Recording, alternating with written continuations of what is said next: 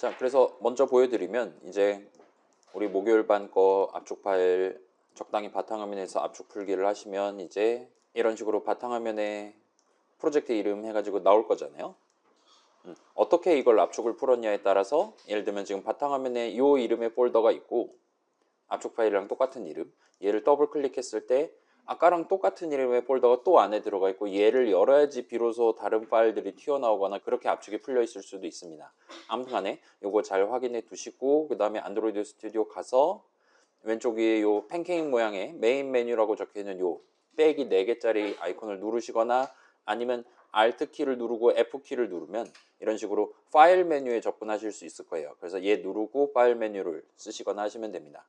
그 다음에 오픈을 누르시면 여러분은 아마도 지금 사용자 폴더에 안드로이드 스튜디오 프로젝트 폴더에 지금 열려 있는 채로 우리한테 보여주고 있을 거예요. 얘를 살포시 닫은 다음에 조금 내려가면 데스크탑이라는 폴더가 있을 것이고 거기 보시면 제가 방금 전에 압축 푼 우리 목요일반 폴더가 있고 얘를 열어보시면 이런 느낌으로 이제 어떤 폴더는 안드로이드 스튜디오가 일반 서류철 모양으로 보여주고 어떤 폴더는 그 안드로이드 머리통 모양으로 보여주는 걸 확인하실 수 있을 거예요. 그래서 그 4주차 목요일이라고 적혀있는 폴더 중에 안드로이드 머리통으로 보이는 거를 누른 다음에 OK를 눌러주시면 됩니다. 그러면 여러분의 안드로이드 스튜디오에서 제가 만들었던 안드로이드 프로젝트를 열어서 같이 진행하실 수 있을 거예요.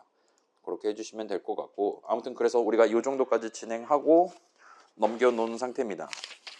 그래서 제가 지금 제정신이었다면 6주차 수업 자료를 올려놓기는 했어요.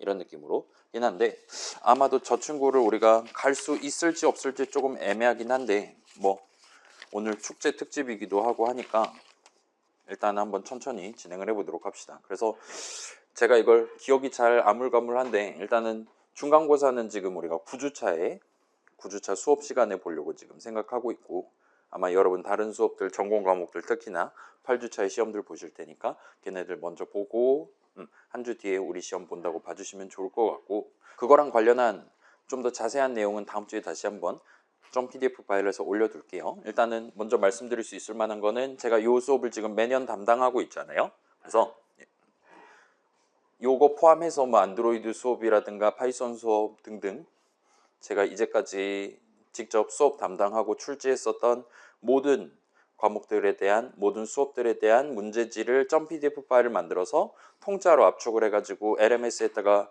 공개를 할 거예요. 소위 족보라고 부를 수 있겠죠. 그래서 여러분 혹시나 저 사람 시험 어떻게 내나 궁금하면 그걸 열어서 확인을 해 보실 수 있도록 그렇게 먼저 제공을 하려고 합니다. 일단 그렇게 할 예정이고 그래서 그 막 우리 에브리타임에다가 뭐 인문대생을 위한 프로그래밍 족보 구합니다. 사례해드림 하면 저한테 쪽지를 받으실 수 있다는 거. 굳이 그러실 필요 없어요. 제가 다 드릴 예정이니까 너무 걱정 안 하셔도 돼요. 일단 그렇고 아까 전에 어떤 친구가 이제 손 코딩 문제 나오냐고 저한테 질문을 하긴 했는데 뭐 그런 거 포함해서 일단 유형은 나중에 다시 말씀드리도록 하고 일단은 뭐 나가긴 합니다. 그래서 여러분이 직접 우리 수업에서 작성했었던 직접 키보드로 쳤던 이제 보통 우리 점 자바 파일에다 쳤잖아요. 그런 것들을 직접 적어가면서 어떤 이벤트에 대한 이벤트 핸들러를 구성을 해본다든가 하는 주관식 문제, 제 기준으로는 주관식 문제가 포함이 될 수 있습니다. 물론 이제 객관식 문제도 있을 수 있고 등등이에요. 그렇긴 한데 거기서는 이제 안드로이드 스튜디오의 자동 완성 기능을 우리가 받을 수가 없단 말이에요. 우리가 보통 이제 컨트롤 스페이스라든가 열심히 누르고 엔터키 치면 알아서 적어주던 그런 코드들을 이제 시험 때는 그 도움을 받을 수 없다 보니까 그걸 감안해서 여러분이 좀 더 펜으로 영어 알파벳을 간단하게 적어가면서 그 문항에서 요구하는 답을 성공적으로 적으실 수 있게끔 그렇게 준비를 해서 출제를 할 예정이니까 그쪽에 대해서는 너무 걱정 안 하셔도 됩니다. 우리 막 지금 언크리에이터 안에 볼게요. 이 막 어처구니 없는 이런 글자들이 있잖아요. 이런 거 여러분들한테 적으라고 얘기하진 않을 거라는 거예요. 우리가 수업 시간에 중시했던 내용들 위주로 일단 기억을 해 두시고 그거랑 관련해서 이제 족보 확인하면서 이런 느낌으로 나중에 적게 되겠구나 확인하고 진행하시면 됩니다. 그 다음에 우리가 아직 여러분 파이썬 수업은 아마 듣고 왔겠지만 창의적 컴퓨팅 등등해서 자바라는 프로그래밍 언어를 써본 지는 아직 얼마 안 됐다는 것을 감안해서 예를 들면 뭐 if문을 파이썬스럽게 썼다거나 그런 걸로 막 심하게 감점하다거나 그러진 않으니까 일단 그 소위 손코딩에 대해서는 너무 걱정하지 않으셔도 될 것 같습니다. 일단 확실한 건 실기시험은 안 볼 거예요. 여러분은 실기시험을 원할지 모르겠지만 중간고사를 보는 그 당사자로서의 여러분은 절대 실기시험을 좋아하지 않을 겁니다. 그래서 실기시험 하면 일종의 오픈북 시험이 되는 거니까 당연스럽게도 난이도가 훨씬 올라갈 수가 있을 거예요. 그래서 그걸 감안해서 그냥 노말노말한 펜 하나 들고 오시면 제가 종이 나눠드리는 노말 필기시험으로 보려고 하고 있습니다. 자, 또 궁금하거나 도움이 필요하다 있습니까? 특별히 없으시면 자, 일단 우리가 지금 두 번째 세트를 영위를 하고 있어요. 그래서 첫 번째 세트는 뷰와 이벤트가 주인공들이었습니다. 그래서 우리가 눈으로 구경할 수 있는 것들, 예를 들면 텍스트 뷰 한가운데 있었던 것부터 버튼 추가해보고 그 다음에 버튼의 변종인 체크박스 등등을 하고, 지금 과제 넘버1에서는 프로그레스 바의 변종이라고 말할 수 있을 법한 식바라는 친구를 써서 여러분이 어떤 글자에 대한 글자 크기, 그 다음에 색상을 좀 더 능동적으로 바로 직관적으로 조절해서 구경할 수 있는 그런 느낌의 앱을 지금 구성하고 있어요. 그런 걸 구경하면서 우리가 실질적으로 수행하는 작업은 일반적으로 내가 지금 필요한 데이터, 예를 들면 에디 텍스트에 적혀있는 글자를 그대로 텍스트 뷰에다 보여주는 게 목표다 와 같은 상황에서 내가 지금 필요로 하는 데이터, 사용자가 이제까지 키보드로 쳐둔 에디 텍스트에 담겨있는 텍스트 어트리뷰트 값을 꺼내와야 된다 할 때 우리는 보통 일단 그 뷰를 find view by id를 하든가 해서 찾아오고, 그 다음에 거기다가 점을 찍고 getText 같은 느낌으로 그 인스턴스에 담겨 있는 어트리뷰트를 들고 와요. 그 다음에 예를 들면 뭐 우리 칼로리 계산할 때도 비슷한 느낌으로 했죠. 각각의 체크박스, 웨리오 버튼 체크를 했나 안 했나 같은 중요한 데이터를 들고 와서 결과적으로 우리가 지금 계산하고자 하는 가장 핵심에 해당하는, 그래서 몇 칼로리인데 해당하는 값을 산출을 했습니다. 이렇게 새로운 데이터를 구하고 그 결과를 사용자도 눈으로 구경할 수 있게끔 어떤 다른 뷰의 어떤 어트리뷰트로, 예를 들면 프로그레스 바의 프로그레스 어트리뷰트로, 텍스트 뷰의 텍스트 어트리뷰트로 셋을 하는 과정을, 데이터를 어떤 인스턴스에 집어넣는 과정을 수행을 했어요. 그래서 일종의 택배 과정을 수행한다 보시면 됩니다. 과제 넘버1에서도 일단은 생김새가 조금 다르긴 하지만 목표가 좀 달라지긴 했지만 여러분이 지금 실질적으로 적는 코드는 그렇게 처음에 선언을 적어서 내가 지금 식바를 하나 가져와야 된다. 그 다음에 새로운 이름 정하고 find view by id에서 r. 어쩌고 저쩌고 해서 찾아오고 거기다가 점을 찍고 예를 들면 get progress 같은 느낌으로 접근을 하는 게 가능하고, 그런 느낌으로 지금 차근차근 진행해 보고 있다 보시면 좋을 것 같습니다. 그렇게 해서 일단 첫 번째 세트가 끝났고, 두 번째 세트는 지금 우리가 여러 뷰들 사이에 일종의 포함 관계를 읊어내고 있다라 봐주시면 좋을 것 같아요. 그래서 구체적으로 이전까지는 그 안드로이드 스튜디오가 안드로이드 프로젝트 처음 만들 때 동봉해 줬었던 화면 전체를 구성하기 위한 컨스트레인트 레이아웃이라는 친구를 써서 어떤 새로운 텍스트 뷰 체크박스의 위치나 크기를 지정했다면 우리가 그거랑은 조금 다른 선택지가 있다. 그래서 리니어 레이아웃이라는 친구를 지금 구경을 하다가 끝을 났다 보시면 좋을 것 같습니다. 그래서 지난주 목요일은 우리 개천절 하늘이 열려서 쉬었고, 이제 월화반 친구들 같은 경우는 이제 화요일은 국군의 날이라서 쉬었지만 월요일 날 수업을 했기 때문에 그때 과제 넘버1 소개하는 시간을 마련을 해서 그걸 지금 영상으로 게시를 했었고, 여러분도 지금 구경하면서 어떤 친구들은 과제를 이미 제출하고 그렇지 않은 친구들도 있었던 걸로 기억해요. 아무튼 그래서 지금 우리가 5주차는 그 정도로 넘겨놓고 6주차로 와 있는 상태입니다. 그래서 이어서 진행을 해봅시다. 지금 우리가 지난 시간 내용까지 잘 해놨다면 보여드릴게요. 현재 컴포넌트 트리는 이런 느낌으로 돼 있으면 현재 정상이에요. 원래 있었던 컨스트레인트 레이아웃 그대로 있고, 걔의 리니어 레이아웃 세로 버전이 지금 하나가 포함되어 있고, 그 리니어 레이아웃에 텍스트 뷰 하나랑 버튼 3개가 이 순서대로 텍스트 뷰가 가장 위에 있도록 적혀 있다면 성공입니다. 그리고 이렇게 적혀 있다 보니까 현재 디자인 화면에서도 헬로 월드 텍스트 뷰가 가장 위에 있고, 그 바로 다음에 버튼, 구체적으로는 버튼, 그 다음에 그 아래 거는 버튼 2, 그 아래 거는 버튼 3, 이런 느낌으로 지금 담겨 있는 것으로 관찰되면 성공이에요. 그래서 우리가 일단 이 정도까지 해봤어요. 그래서 당시에 마지막으로 했던 거는 예를 들면 지금 저 버튼들은 가로로는 최대 크기를 갖도록, 내가 지금 포함되어 있는 그 리니어 레이아웃이 나한테 제공할 수 있는 최대 크기를 갖도록 해놨고, 세로는 그 나의 내용물, 현재로서는 텍스트 어트리뷰트죠. 그 다음에 나의 내용물이랑 적당히 미국 사람들도 엄지손가락으로 누를 수 있을 법한 적절한 최소 크기를 갖게끔 으로 지정을 했었습니다. 그래서 지금 저기 있는 버튼들 중에 어떤 거를 리니어 레이아웃이 제공할 수 있는 최대 높이로 했으면 좋겠다 라면 진짜로 그렇게 해주는 걸 볼 수 있었고, 예를 들면 다시 보여드릴게요. 요 가운데 있는 버튼을 붙잡고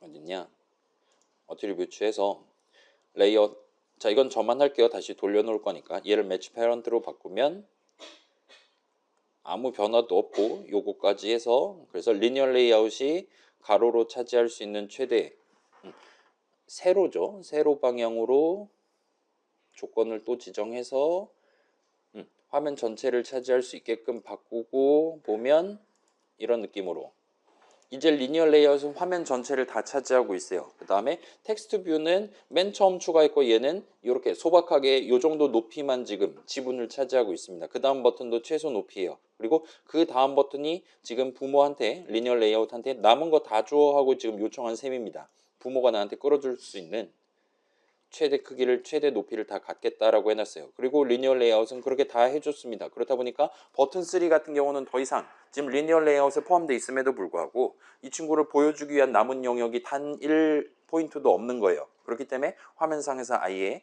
사라져 있는 걸 목격할 수 있었습니다. 등등등이에요. 그래서 다시 되돌리고 다시 되돌려 놓을게요.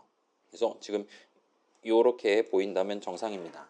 그래서 리니어 레이아웃 관련해서 살짝 설명했던 걸로 기억해요.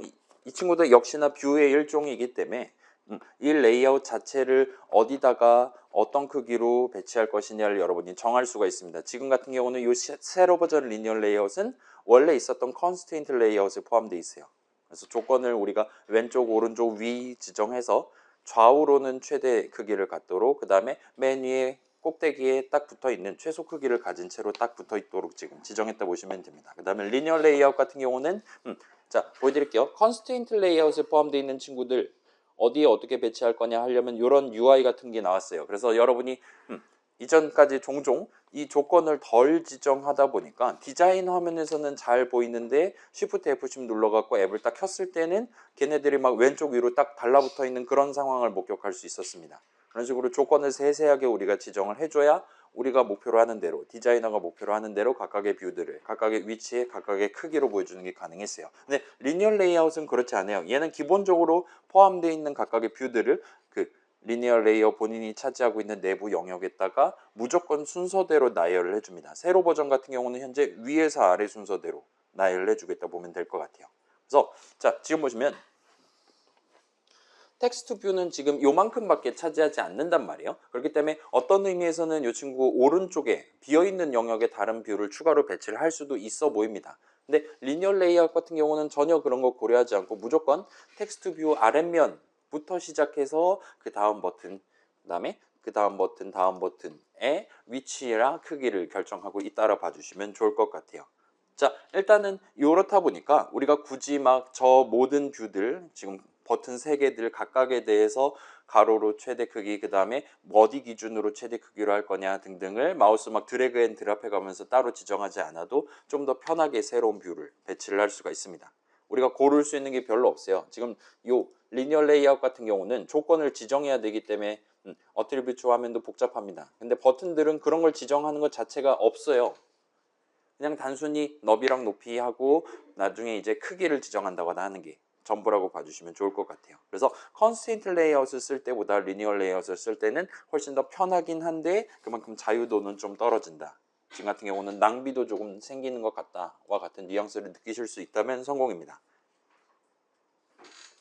그래서 한번 생각해 봅시다. 자, 요 리니어 레이아웃은 엄청 옛날 GUI 환경에서부터 자주 써오던 기능이었어요. 사람들은 편하게 좀 했으면 좋겠다라고 생각합니다. 그 다음에 우리 카카오톡 오픈 채팅방 목록 같은 걸 생각해 보면 사용자도 그렇고 디자이너도 그렇고 각각의 톡방 목록들이 일정한 너비와 일정한 높이로 배치가 돼 있는 걸 보통 희망을 해요. 각각에 대해서 세밀하게 어떤 친구만 왼쪽에서 마진 얼마만큼 이런 식으로 세세하게 지정하고 싶지 않아 합니다. 그런 니즈를 요 리니어 레이아웃이 충족해주고 있다 보시면 좋을 것 같아요. 근데 그러지 않은 상황을 한번 상상해 봅시다. 자, 기본적으로 세로 버전 리니어 레이아웃을 쓰고 있는데 우리가 예를 들면 하나의 버튼만 너비를 조금 줄이고 그 다음에 그 버튼의 오른쪽 남는 영역에 그 다음에 추가할 텍스트 뷰를 위치시키고 싶다. 이런 인간의 이기심이 발동했다고 칩시다. 기본은 세로 버전인데 어떤 뷰들만 가로로 배치하고 싶다라는 생각이 들었어요. 그러면 어떻게 할 수 있나를 한번 생각해 봅시다. 자, 일단 우리 리니어 레이아웃 같은 경우는 다행스럽게도 지금 가로 버전, 세로 버전을 둘 다 마련해 놨어요. 그리고 지금은 우리가 세로 버전을 채용했습니다. 보통 핸드폰 위아래로 길게 붙잡으니까요. 그럼에도 불구하고 어떤 뷰들만 가로로 배치하고 싶다 할 때 우리가 접근할 수 있는 방법 물론 여러 가지가 있겠지만 다시 컨스트레인트 레이아웃으로 돌린다라는 선택지도 있겠지만 여기서는 간단하게 이 세로 버전 리니어 레이아웃에 가로 버전 리니어 레이아웃 하나를 포함을 시키는 방법이 있습니다. 그걸 한번 접근을 해보려고 하고 있어요. 그래서 자 여기서부터는 이제 각자 진행해 봅시다. 그래서 요 .xml 파일 여시고 만약에 안 열려 있다 오픈했는데 안 열려 있다라면 프로젝트 탭 여시고 res 폴더의 레이아웃 여시면 .xml 파일이 있어요. 얘 더블 클릭하면 지금 보시는 것처럼 열어보실 수 있을 겁니다. 그 다음에 여신 친구들은 늘 봤던 팔레트의 레이아웃의 리니어 레이아웃 중에 가로 버전, 호리즌탈이라고 적혀있는 버전을 붙잡고 얘를 드래그해서 컴포넌트 트리의 리니어 레이아웃 부분이긴 한데 왼쪽에 이렇게 딱 붙이는 게 아니라 오른쪽에 붙도록 적당히 이 정도의 마우스 갖다 대고 드랍을 한번 해보세요. 그렇게 해서 지금 뭔가 계단 같은 느낌으로 세로 버전 리니어 레이아웃 안에 가장 먼저 가로 버전 리니어 레이아웃이 포함되도록 그렇게 구성해 주시면 됩니다. 그 다음에 여기 있는 버튼 하나랑 텍스트 뷰 하나 있잖아요.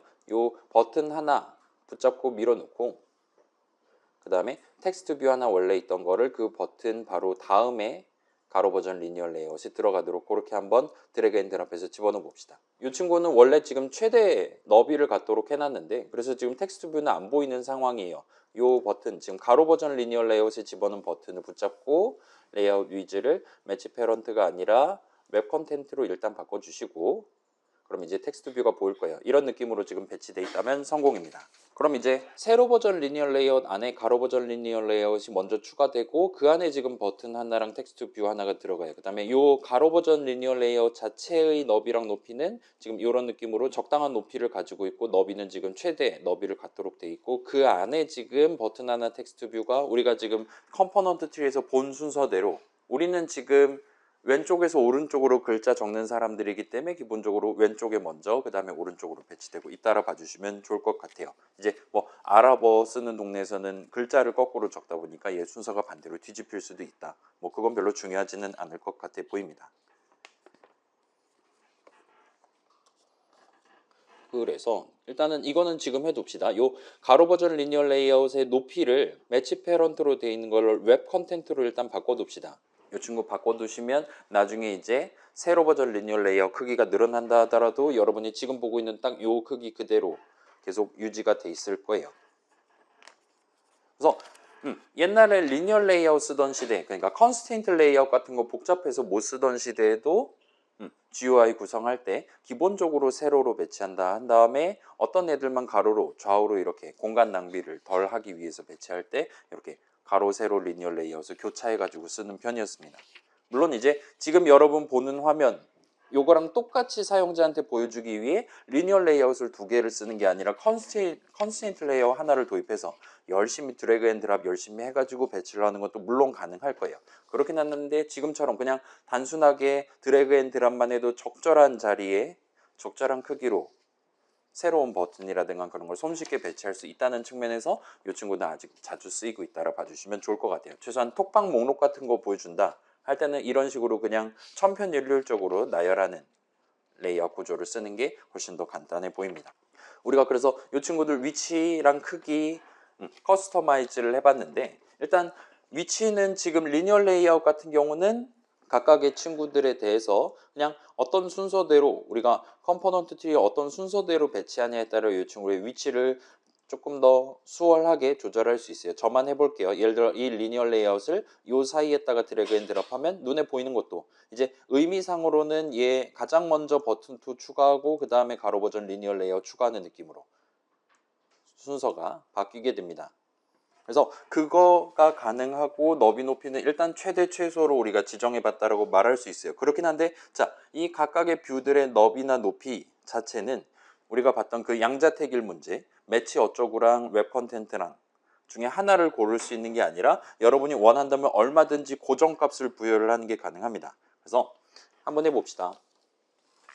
자, 여기서부터 같이 해볼게요. 지금 우리 가로 버전 리니어 레이아웃 왼쪽에 있는 이 조그만 버튼이 있잖아요. 이 친구를 고른 상태에서 어트리뷰트 탭 보시면 얘 지금 전부 다 최소로 돼 있는데 웹 컨텐트 대신에 예를 들면 너비 부분을 한번 봅시다. 너비 부분에다가 예를 들면 80이라고 적으면 아직까지는 빨강색으로 뜨는 걸 볼 수 있어요. 그래서 80 뭐냐, 80cm냐, 80인치냐 등등과 같은 우리가 단위까지 여기다 적으면 되겠구나라고 생각해 주시면 좋을 것 같습니다. 그래서 일단은 우리 수업에서는 이런 너비 높이를 얼마만큼 할 거냐에 대한 단위를 잘은 모르겠지만 dp라는 두 글자를 써서 적용을 해보도록 할게요. 그 다음에 엔터키를 치시면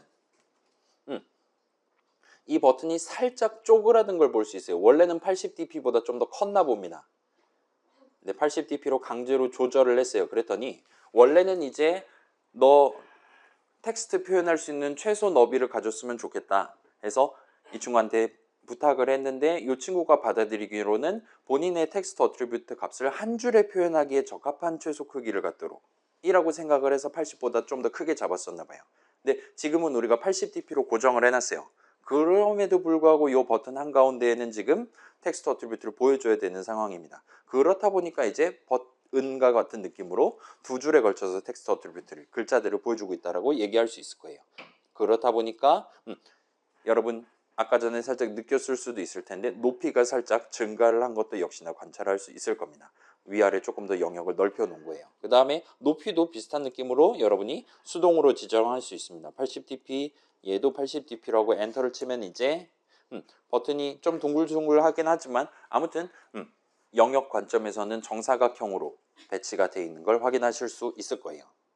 그 다음에 우리 컨스트레인트 레이아웃 할 때 예를 들면 우리 체크박스라든가 마우스로 이렇게 그 친구 위치 지정할 때 일단 왼쪽 위 조건 정하고 거기다가 예를 들면 왼쪽에서 팔만큼 떨어진 그래서 마진을 우리가 지정하는 게 가능했어요. 약간의 여유 공간을 두고 체크박스들을 일렬로 배치한다든가 하는 게 가능했습니다. 그리고 만약에 여러분이 원한다면 이 리니어 레이아웃에 들어가 있는 이 버튼에 대해서도 그러니까 컨스트레인트 레이아웃에 포함시키지 않는다 하더라도 이 버튼의 마진을 얼마든지 지정할 수가 있어요. 다만 지금 오른쪽 보시면 원래는 자 보여드릴게요. 지금 컨스트레인트 레이아웃에 포함된 친구들은 이렇게 편하게 우리가 GUI로 예를 들면 윈 마진을 얼마로 하겠네와 같이 좀 더 편하게 여러분이 정할 수 있도록 위에다가 띄워줍니다. 근데 리니어 레이아웃에 포함되어 있는 이 조그만 버튼 같은 경우는 그런 서비스를 제공을 하지 않는 것 같아 보여요.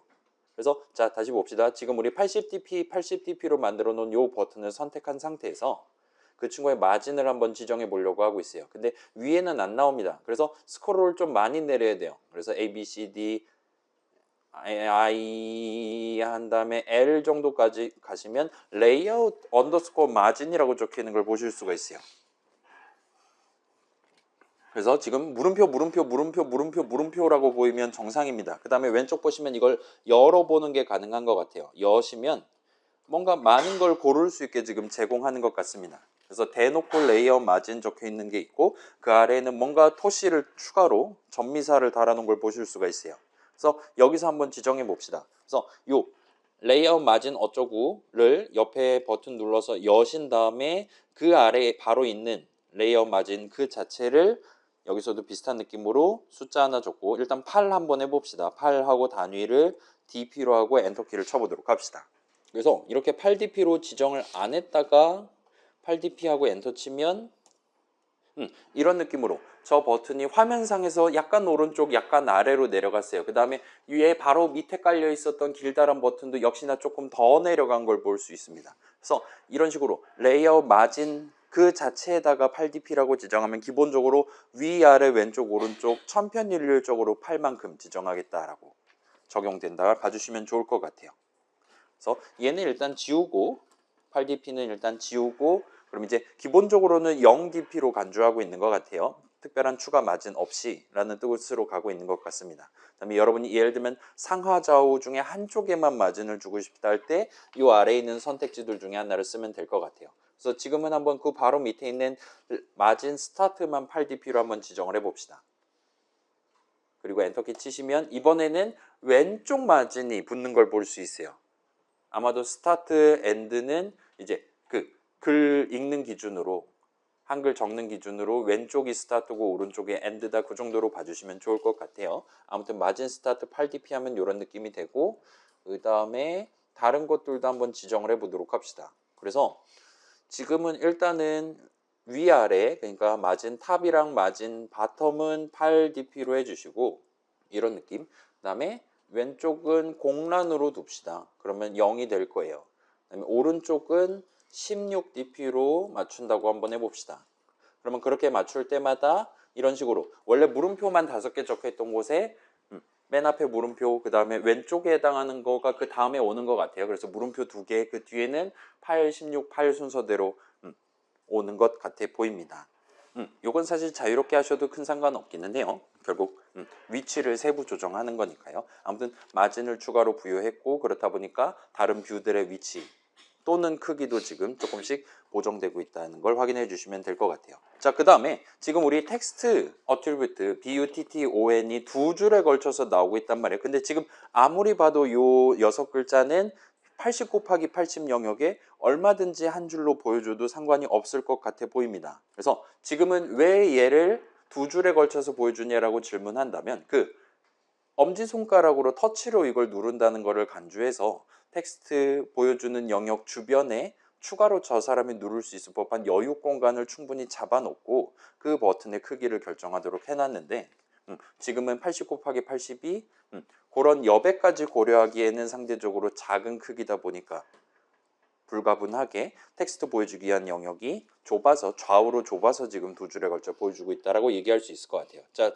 다시 한번 말씀드릴게요. 이건 저만 할게요. 예를 들면 지금 너비가 예를 들면 100dp 정도만 돼도 충분히 한 줄로 보여줄 수 있어요. 그 다음에 예를 들면 50dp로 하면 이제는 더 이상 보여줄 수가 없는 상황이다라고 본인이 판단을 했나 봅니다. 아예 보여주지 않아요. 60dp 하면 이런 식으로 보여주긴 하는데 좀 모자라서, 높이가 모자라서 아예 글자가 잘리는 걸 볼 수 있어요. 그래서 지금 저 글자들을 표현하지 않는 왼쪽 오른쪽은 일종의 여백으로서 지금 잡혀 있는 상태인 것 같아 보여요. 그 다음에 여러분이 원한다면, 저 이거 원상복귀하고 내려가 볼게요. 여러분이 원한다면 이 버튼에 지금 기본적으로 잡혀 있는 왼쪽 오른쪽 위아래 여백을 일단 영어로는 패딩이라고 하는 것 같아요. 그 패딩, 여러분 그 고등학생 친구들 그 겨울에 입는 그 옷 있잖아요. 그런 느낌으로 패딩이라는 걸 우리가 따로 지정을 할 수가 있습니다. 그래서 그걸 한번 지정을 해봅시다. 여전히 요 네모난 버튼, 정사각형 버튼을 선택한 상태에서 쭉 내려가서 이제 패딩이니까 P로 시작하겠죠.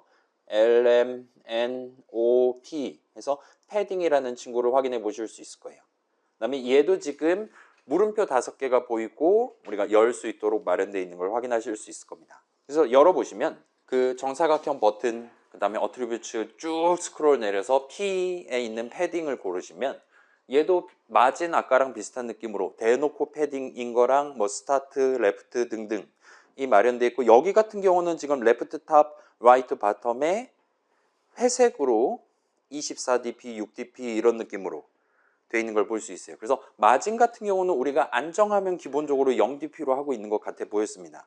근데 패딩은 그렇지 않은 것 같아요. 우리가 패딩 레프트를 특별히 지정하지 않았다면 안드로이드 앱 뒤에서 알아서 24로 충분한 여백을 갖게끔, 패딩 영역을 갖게끔 그렇게 지정하도록 세팅되어 있나 봐요. 그래서 지금 레프트 라이트 24dp니까 지금 전체가 80인데 요만큼 패딩을 제외한 나머지 영역이 그러면 40dp도 안 나온다는 얘기잖아요. 패딩만 48dp를 지금 지정하는 셈이니까요. 그래서 그게 싫다라면 여러분이 여기서 수동으로 저 버튼의 패딩 영역을 24보다는 적게 지정하는 게 얼마든지 가능합니다. 그래서 여기도 한번 해봅시다. 자, 그래서 맨 위에 있는 패딩을 한번 극단적으로 한번 가봅시다. 40dp라고 엔터를 친다 생각해 봅시다. 그러면 이제 왼쪽에서 40, 오른쪽에서 40, 위에서 40, 아래에서 40이 된 거예요. 근데 전체는 80이란 말이에요. 따라서 지금 80 곱하기 80 영역 전체가 패딩 영역이 돼버렸어요. 그렇기 때문에 지금은 이제 더 이상 이 버튼 한가운데 텍스트 어트리뷰트 값을 보여주기 위한 영역이 남아있지 않게 됩니다. 그래서 단 한 글자도 튀어나오지 않으면 성공이에요. 그 다음에 예를 들면 0dp로 바꾼다고 해봅시다. 전체 패딩을 0dp로 한다.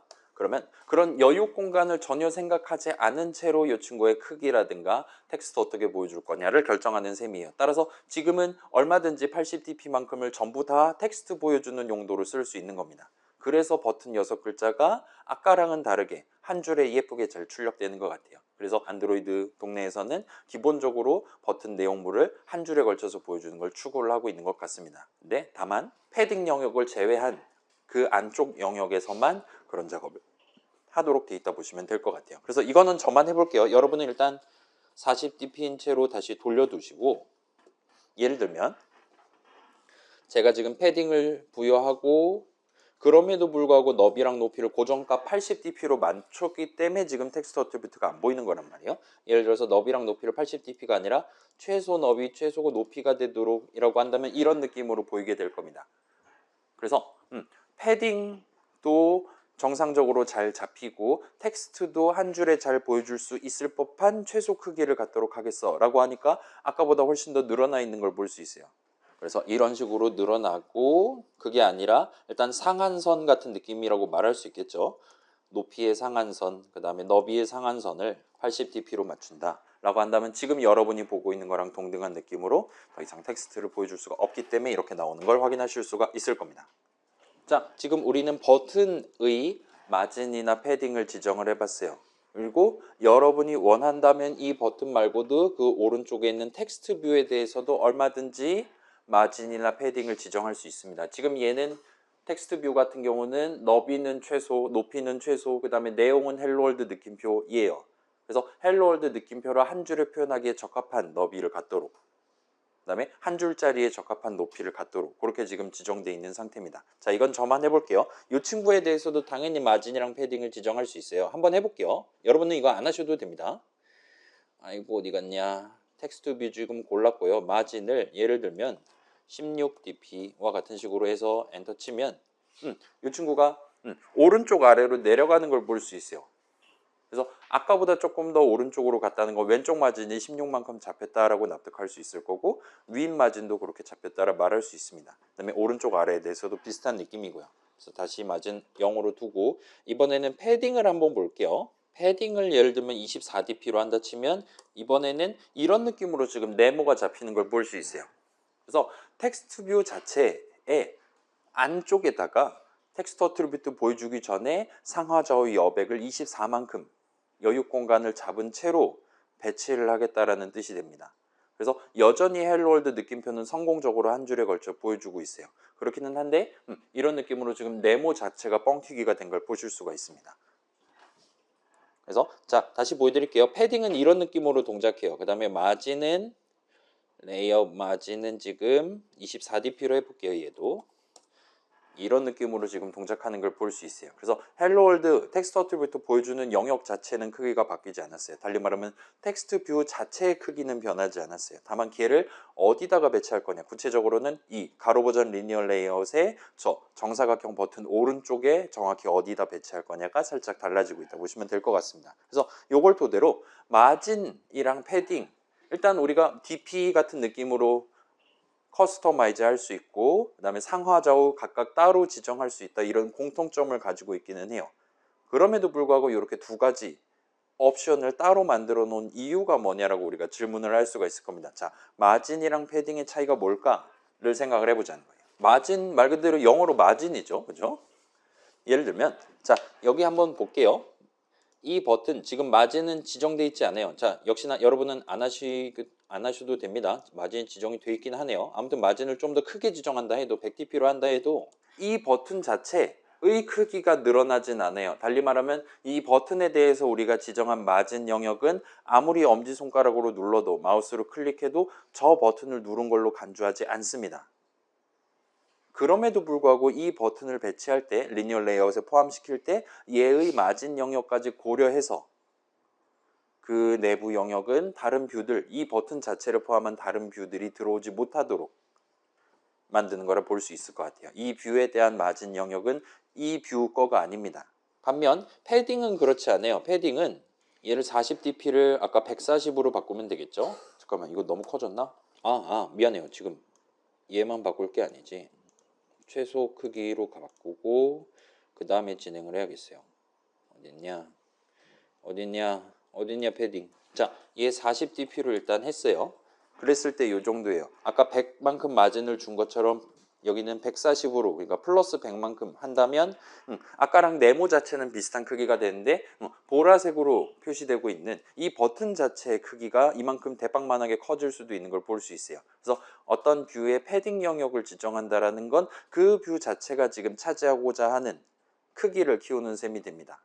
그래서 얘는 지금 본인의 패딩 영역, 본인의 내용물에 해당하는 텍스트 어트리뷰트 전부 다 정상적으로 보여주기 위한 최소 크기를 갖고 싶어요 라고 제가 지금 웹 컨텐츠로 바꿔놨더니 이런 식으로 리니어 레이아웃에 나한테 제공하는 그 리니어 레이아웃 안에서의 너비와 높이가 그만큼 뻥튀기가 되는 걸 볼 수 있어요. 자, 다시 40dp로 바꿀게요. 마이너스 100으로 하면 이런 느낌으로 다시 또 줄어드는 걸 볼 수 있습니다.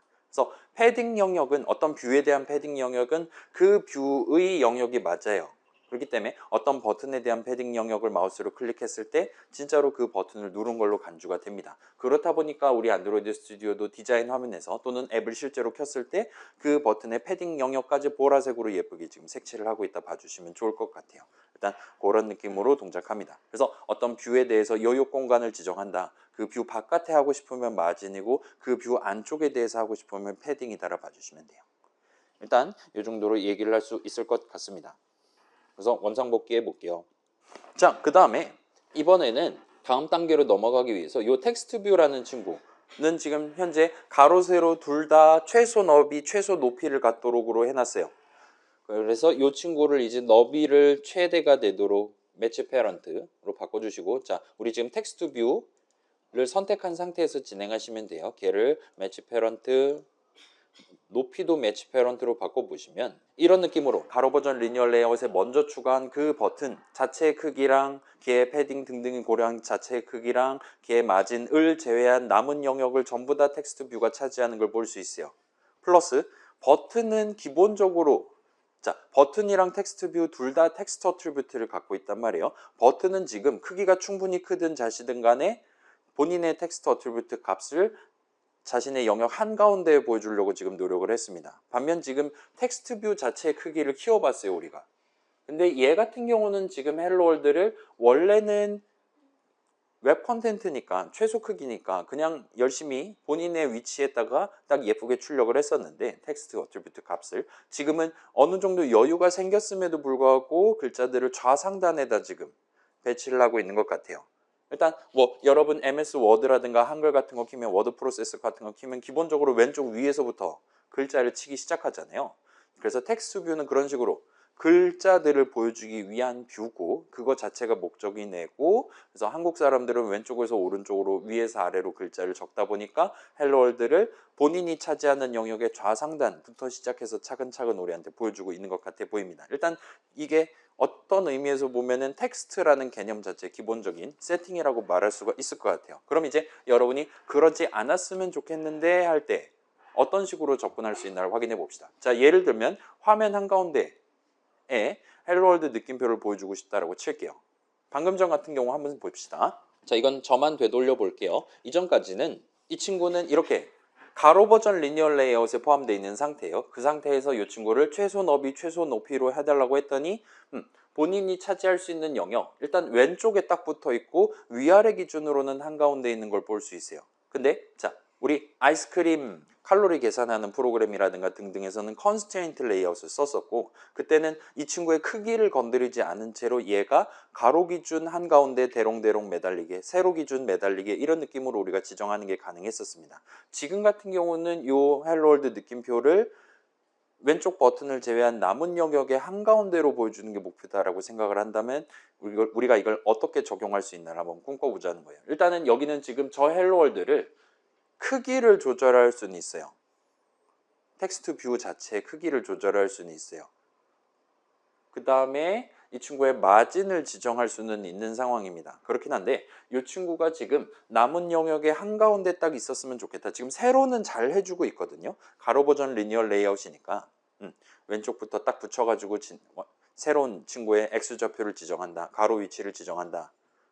는 어쩔 수가 없는 상황이고 세로 위치는 지금 본인이 지금 있을 수 있는 영역의 한가운데로 무조건 지정한다라고 잘 돼 있는 것 같습니다. 근데 우리가 가로 기준으로도 한가운데 오고 싶다라는 그런 꿈을 지금 가지고 있다고 생각을 해보자는 거예요. 그럴 때 일단은 우리가 접근할 수 있는 방법 중에 여러분 지금 현재 상태는 요거잖아요. 텍스트 뷰 자체의 기본적인 세팅이 본인의 내용물에 해당하는 현재 같은 경우는 저 헬로 월드 글자를 본인이 차지하는 영역, 물론 패딩 영역을 제외해야겠죠. 텍스트 어트리뷰트를 보여줄 수 있는 전체 영역의 좌상단부터 차근차근 글자를 보여준다라 세팅되어 있는데 그거를 살짝 고치면 여기서 문제를 해결할 수 있을 것 같아 보여요. 그래서 여러분 워드 같은 거 생각해 봅시다. 아니면 뭐 네이버 블로그 같은 거 보면은 이제 그 따봉하는 이모티콘 있고 그 아래 이제 글자들을 소위 가운데 정렬을 해서 보여주는 걸 많이 본 적 있을 거예요. 얘가 텍스트 어쩌고 다루는 친구니까 얘도 비슷한 느낌으로 본인의 텍스트 어트리뷰트를 원한다면 지금 글자를 보여줄 수 있는 영역의 가운데를 기준으로 정렬하도록 만드는 게 아마도 가능해 보입니다. 그래서 그걸 어떻게 하면 적용할 수 있는지를 소개를 해드릴게요. 그래서 자 여러분 지금 봅시다. 텍스트 뷰는 지금 가로 버전 리니어 레이아웃에 남는 영역을 다 차지했으면 좋겠어와 같은 느낌으로 너비랑 높이를 매치 패런트로 바꿔놓은 채로 스크롤을 조금 내려가시면 자, 얘는 지금 왼쪽 위에 딱 달라붙어 있는 게 문제란 말이에요. 그러지 않기 위해서 우리가 G로 시작하는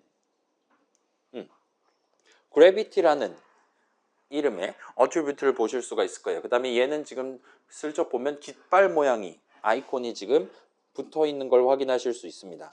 그리고 얘도 뭔가 열어보는 게 가능한 것 같아요. 그래서 열어보시면 이런 느낌으로 아까 전과는 차원이 다른 개수의 선택지를 제공하고 일단 얘는 지금 옆에 체크박스가 적혀 있는 걸 볼 수 있어요. 그래서 false 여러분 클릭하면 true가 되거나 할 겁니다.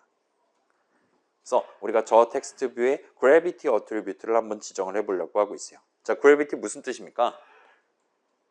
일단 그랩 하는 거잖아요. 그렇죠? 땡기는 거죠. 중력이란 뜻이잖아요. 그래서 이 내용물을 어느 쪽 방향으로 땡길까를 우리가 지정할 수 있는 것 같아 보여요. 그래서 기본적으로는 얘는 왼쪽으로 땡긴다, 위로 땡긴다. 그래서 좌상단에 텍스트가 있는 것 같습니다.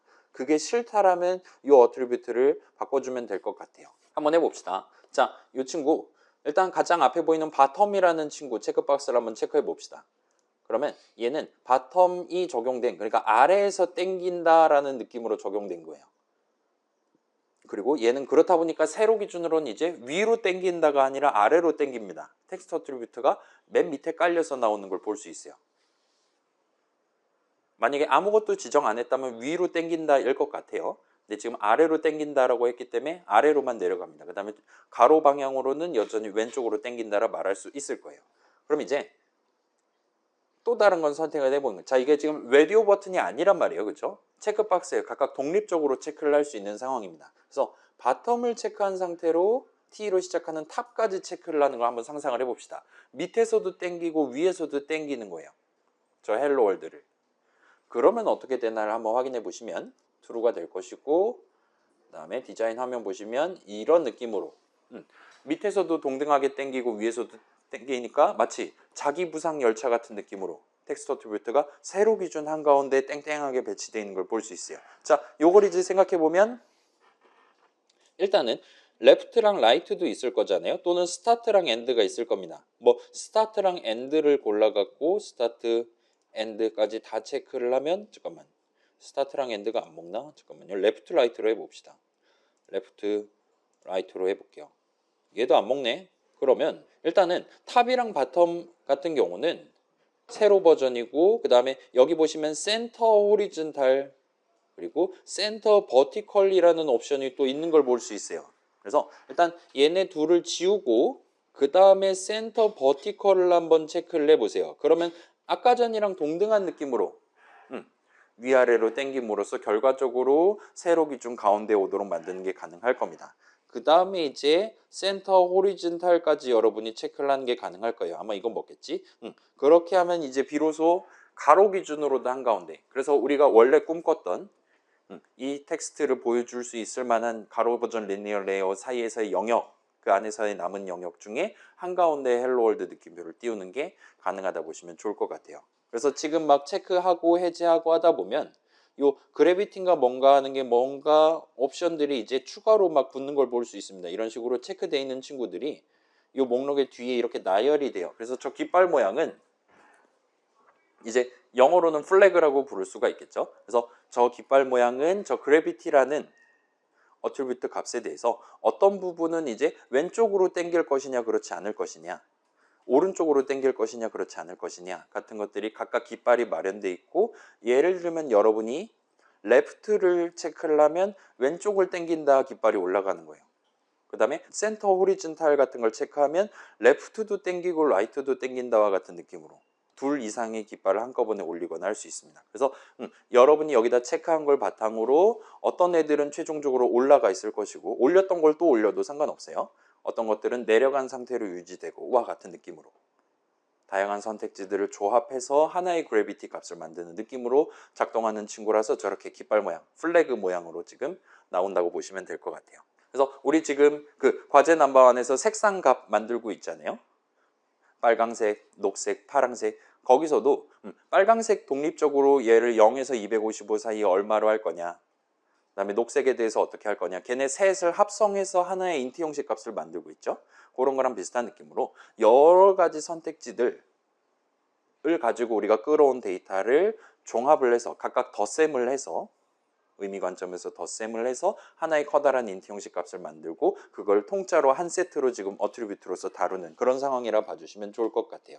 아무튼 그래서 지금은 이 친구는 적당히 센터 버티컬 하나 정도만 놔둔 상태로, 그래서 여기에 딱 위치한 상태로 그 정도로 해놓고 다음으로 넘어가면 될 것 같습니다. 그래서 그래비티 같은 경우는 이제 기본적으로는 어떤 뷰의 내부 영역이 충분히 넓을 때, 그래서 본인의 내용물을 표현하고도 남는 영역이 있는 상황에서 그 내용물을 어느 쪽으로 당겨가면서, 그러니까 가운데 정렬할 거냐, 오른쪽 정렬할 거냐, 아니면 위아래 정렬할 거냐 같은 것들을 세부적으로 지정할 때 쓰신다 보시면 좋을 것 같아요. 그렇다 보니까 방금 전까지, 그러니까 텍스트 뷰 자체의 크기가 최소 크기를 갖도록 돼 있다면 걔는 이제 텍스트 보여주기 위한 영역을 제외한 여유 공간이 전혀 없는 채로 스타트 할 거란 말이에요. 그렇기 때문에 그때는 큰 의미가 없습니다. 지금같이 텍스트를 보여주기 위한 영역이 충분히 넓을 때 그 안에서 어디다 배치할 거냐를 결정한다 봐주시면 좋을 것 같아요. 그래서 예를 들면 자, 여긴 지금 뭔가 좀 극단적인 거잖아요. 레디컬한 상황인 거잖아요. 맨 위에 붙인다, 맨 밑에 붙인다, 가운데에 붙인다, 이런 식으로 결과적으로는 세 가지 선택지를 제공하고 있는 겁니다. 세로 버전 방향으로. 우리 그 이전에 살펴봤었던 그 바이어스라는 친구 여러분 기억나죠? 바이어스라는 친구는 컨스트레인트 레이아웃 할 때 왼쪽 오른쪽을 다 당겨 놨을 때 남는 영역을 5대5로 갈 거냐 0대1로 갈 거냐 이런 식으로 비율을 지정하는 게 가능했었어요. 그래서 여러분 원한다면 50% 해도 되고, 그럼 가운데 정렬 되겠죠. 또는 60% 70% 얼마든지 편하게 지정을 하는 게 가능했어요. 근데 그래비티는 일단은 그렇지는 않습니다. 그래비티 같은 경우는 그냥 극단적으로 가운데, 극단적으로 위, 아래와 같은 세 가지 중에 하나만 고를 수 있다 보시면 좋을 것 같아요. 그럼 이제 인간의 이기심이 다시금 발동할 겁니다. 지금 이 헬로월드는 리니어 레이아웃 전체 위아래 영역 중에 한가운데 본인의 헬로월드를 보여주고 있어요. 근데 여러분이 예를 들면 얘를 컨스트레인트 레이아웃으로 고치지 않고 이 헬로월드 글자가 조금만 더 아래에 있었으면 좋겠다라는 욕망이 생겨났다 생각해 봅시다. 그러면 어떻게 해야 될 거냐? 일단 얘는 그래비티만 가지고는 해결할 수가 없어요. 쟤는 무조건 맨 아래로 당긴다, 무조건 맨 위로 당긴다 정도의 선택지밖에 없습니다. 근데 그럼에도 불구하고 이 친구를 현재 화면상에서 이 버튼 바로 옆이긴 한데 한가운데가 아닌 조금만 더 아래로 배치를 하고 싶다 할 때 어떤 식으로 접근할 수 있나 생각해 본다면, 뭐 우리가 이전에 배웠던 내용들 중에 하나를 써먹을 수 있겠죠. 예를 들면 이 텍스트 뷰, 이건 저만 할게요. 이 텍스트 뷰가 위 방향으로 패딩 탑이죠. 위 방향으로 예를 들면 30dp만큼 지정하겠어 한 다음에 엔터 키를 친다 치면 이제 그 30dp를 제외한 남는 영역 중에 한가운데와 같은 느낌으로 그래비티가 적용된다고 말할 수 있을 거예요. 그래서 결과적으로는 헬로월드가 살짝 더 아래에 위치하도록, 아예 맨 아래는 아니지만 아무튼 살짝 아래에 위치하도록 그런 식으로 여러분이 추가적인 보정을 할 수도 있을 겁니다. 그래서 요번에는 우리가 리니어 레이아웃을 써봤고 추가로 어떤 뷰의 크기를 고정값으로 지정하는 방법을 살펴봤어요. 그 다음에 추가로 그 뷰 안에서 내용물을 어디다 배치할 거냐, 여유 공간을 얼마나 잡아두고 내용물을 배치할 거냐에 해당하는 패딩을 추가로 구경해 본 겁니다. 이전에 봤던 마진이랑은 살짝 다른 개념이에요. 그 다음에 그렇게 패딩까지 적용하고도 여유 공간이 남았을 때 내용물을 어느 기준으로 정렬해서 보여줄 것이냐에 해당하는 그래비티라는 친구도 있다 보시면 돼요.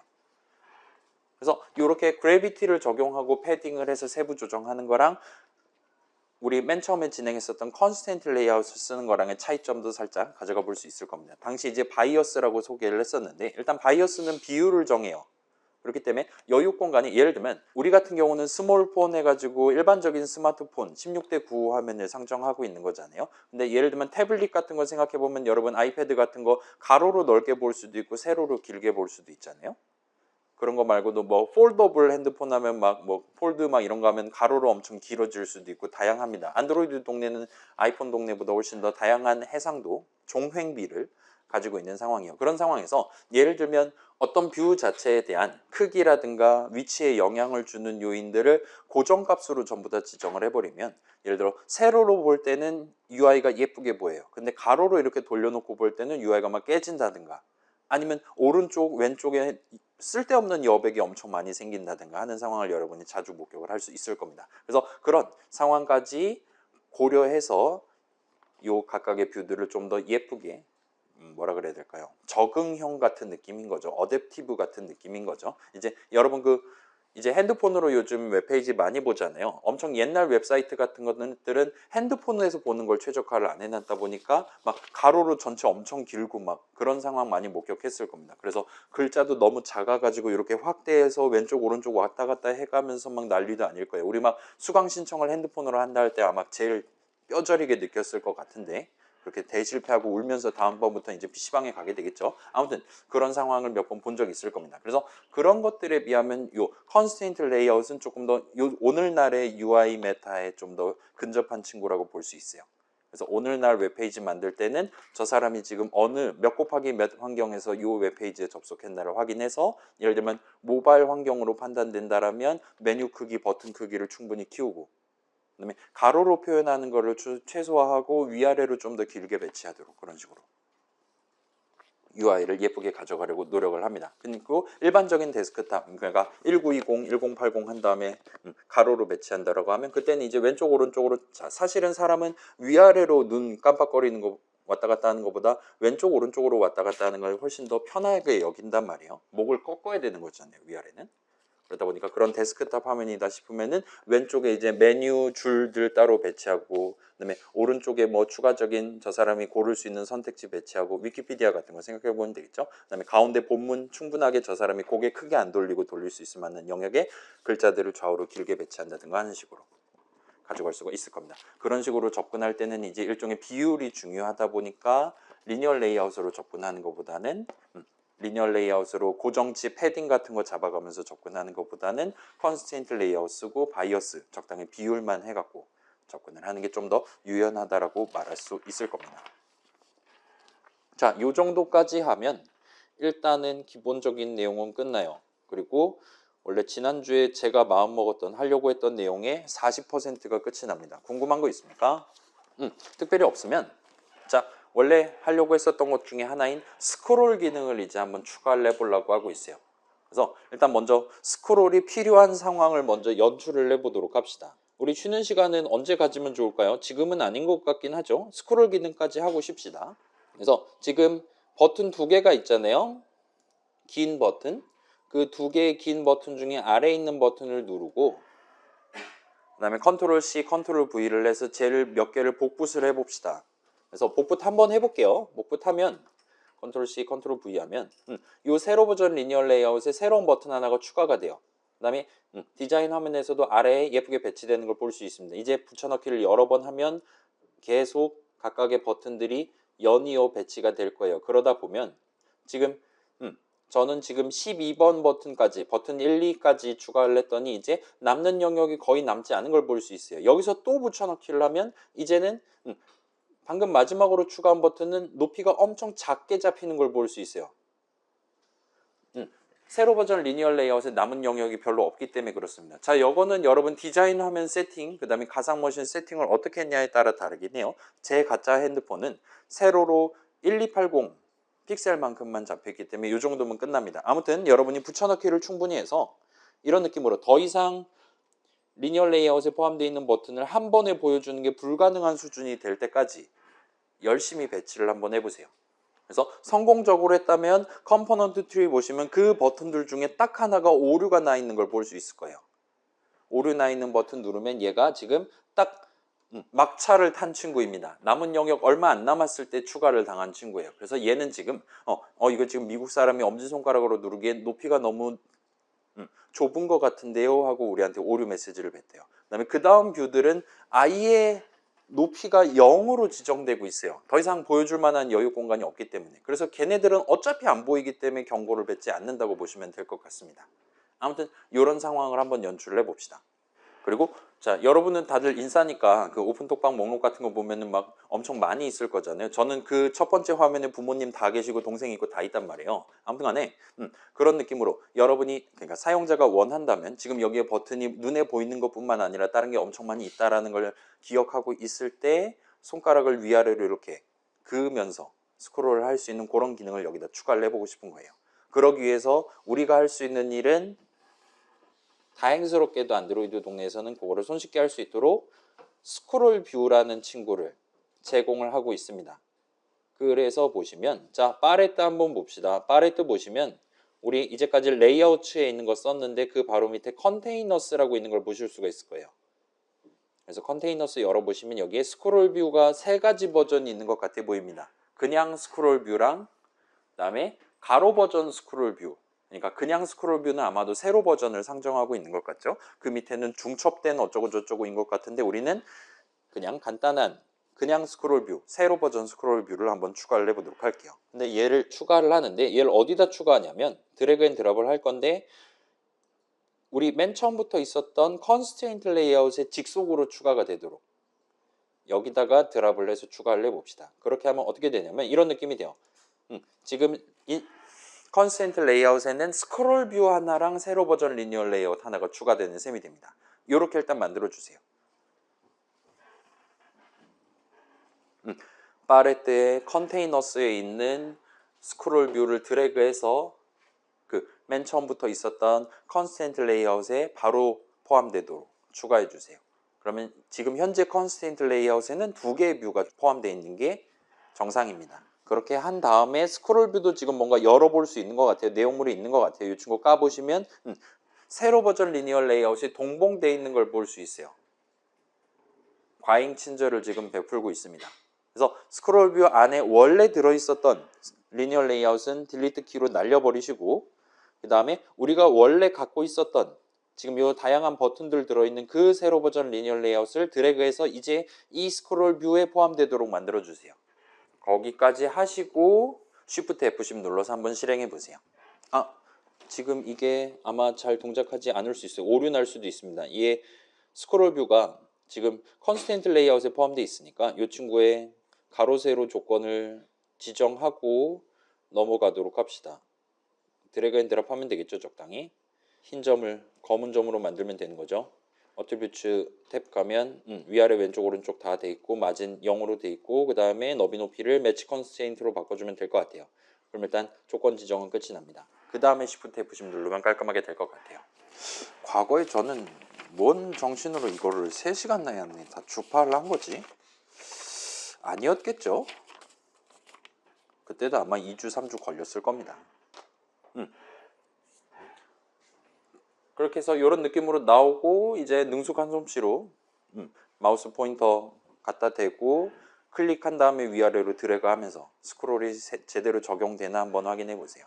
그래서 한번 해볼게요. 제대로 된다면 이런 식으로 붙잡고 위아래로 얼마든지 돌릴 수가 있습니다. 그래서 오른쪽 보시면 약간 회색으로 조그만 네모를 보여주고 있어요. 그래서 여기 지금 화면에 보여주는 영역이 전체 보여줄 수 있는 영역의 어느 부분이냐, 몇 % 정도 지분 차지하고 있냐, 소위 스크롤 바로 우리한테 표현하고 있는 것 같습니다. 그래서 살짝 보여줬다가 이 회색 네모가 사라질 거예요. 그 다음에 여러분이 원한다면 스크롤 맨 아래로 내려서 맨 아래에 있는 버튼 누르거나 맨 위에 있는 버튼 누르거나를 자유롭게 하실 수가 있어요. 그래서 이게 잘 되면 일단 스크롤 기능 적용은 매우 싱겁게 금방 끝나는 걸 확인하실 수가 있을 겁니다. 자, 그러면은 이제 한번 봅시다. 지금 맨 위에 막 뭔가 제목 같은 느낌으로 가로 버전 리니어 레이아웃 달려있고 그 밑에 수많은 버튼들이 있고 현재로서는 지금 스크롤 그러니까 마우스 클릭해서 위아래로 올렸다 내렸다 하면 리니어 레이아웃 자체가 스크롤의 대상이기 때문에 그 안에 포함되어 있는 모든 버튼들이랑 가로 버전 리니어 레이아웃이 스크롤의 대상이 되는 걸 볼 수 있어요. 그래서 여기서 한번 이제 마지막으로 고치기를 해봅시다. 우리가 또다시 욕망이 생긴 거예요. 그 막 톡방 같은 오픈 톡방 목록 같은 것도 맨 위에 뭔가 광고 같은 거 띄워놓고 걔는 사라지지 않잖아요. 그래서 스크롤을 모든 뷰에 대해서 스크롤을 적용하는 게 아니라 가로 버전 리니어 레이아웃은 이 화면 맨 위에 딱 달라붙어 있었으면 좋겠다. 그래서 나열되어 있는 버튼들만 스크롤의 대상이 되도록 만들고 싶다라면 어떻게 해야 될까를 한번 살짝 생각을 해봅시다. 그래서 일단은 답은 간단하죠. 지금 스크롤 뷰 안에 있는 애가 스크롤의 대상이에요. 그리고 그 애가 지금 세로 버전 리니어 레이아웃이고 그 안에 지금 화면에 보이는 모든 뷰들이 다 포함되어 있는 셈입니다. 그래서 그러지 않도록 만들면 간단하게 우리가 해결을 할 수 있어요. 그래서 지금 같은 경우는 우리는 가로 버전 리니어 레이아웃은 사용자가 스크롤을 어떻게 하는지랑 상관없이 무조건 화면 맨 위에 딱 달라붙어 있도록 만드는 겁니다. 따라서 그 작업을 한번 시도를 해봅시다. 그래서 우리의 목표는 가로 버전 리니어 레이아웃이 더 이상 세로 버전 리니어 레이아웃에 포함되지 않게 만드는 거예요. 대신 화면에 직접 포함되도록 만드는 겁니다. 그래서 여러분 컴포넌트 트리 돌아오셔서 요 호리즌탈 버전 리니어 레이아웃 있잖아요. 이 친구를 붙잡고 드래그를 해야 되는 상황이에요. 얘를 이제 꺼낼 겁니다. 이 구렁텅이 안에서 꺼낼 거예요. 그래서 얘를 클릭한 다음에 얘가 컨스트레인트 레이아웃에 직접 포함되도록 해서 드랍하면 이런 느낌이 될 겁니다. 얘는 이제 다시 오류가 뜰 거예요. 빨간색 느낌표가 뜰 겁니다. 얘는 지금 처음으로 컨스트레인트 레이아웃에 포함됐기 때문에 이제 그 친구의 가로 세로 조건을 이제 따로 지정을 해줘야 되는 상황이에요. 그리고 현재 들어가 있는 스크롤 뷰는 현재 화면 전체를 다 차지하도록 지금 만들어 놨단 말이에요. 그래서 얘는 지금 높이를 조금 줄여야 되는 상황입니다. 위 조건을 조금 다시 지정을 해야 돼요. 그래서 얘가 조금 불편할 수 있어요. 왜냐하면 지금은 이 둘이 서로 영역이 겹쳐 있기 때문입니다. 그래서 지금 요거는 저랑 같이 한번 해봅시다. 일단 요 친구 원래 있었던 가로 버전 리니어 레이아웃 드래그해서 요 컨스트레인트 레이아웃에 바로 포함되도록 만들어 주시고 그 다음에 스크롤 뷰 얘 화면 전체 차지하고 있는데 얘를 살짝 고른 상태로 스크롤 뷰 고른 상태로 예를 들면 위 마진을 뭐 300dp 정도를 줍시다. 그러면 그만큼을 빼고 남은 영역을 전부 다 차지하려고 노력을 할 거예요.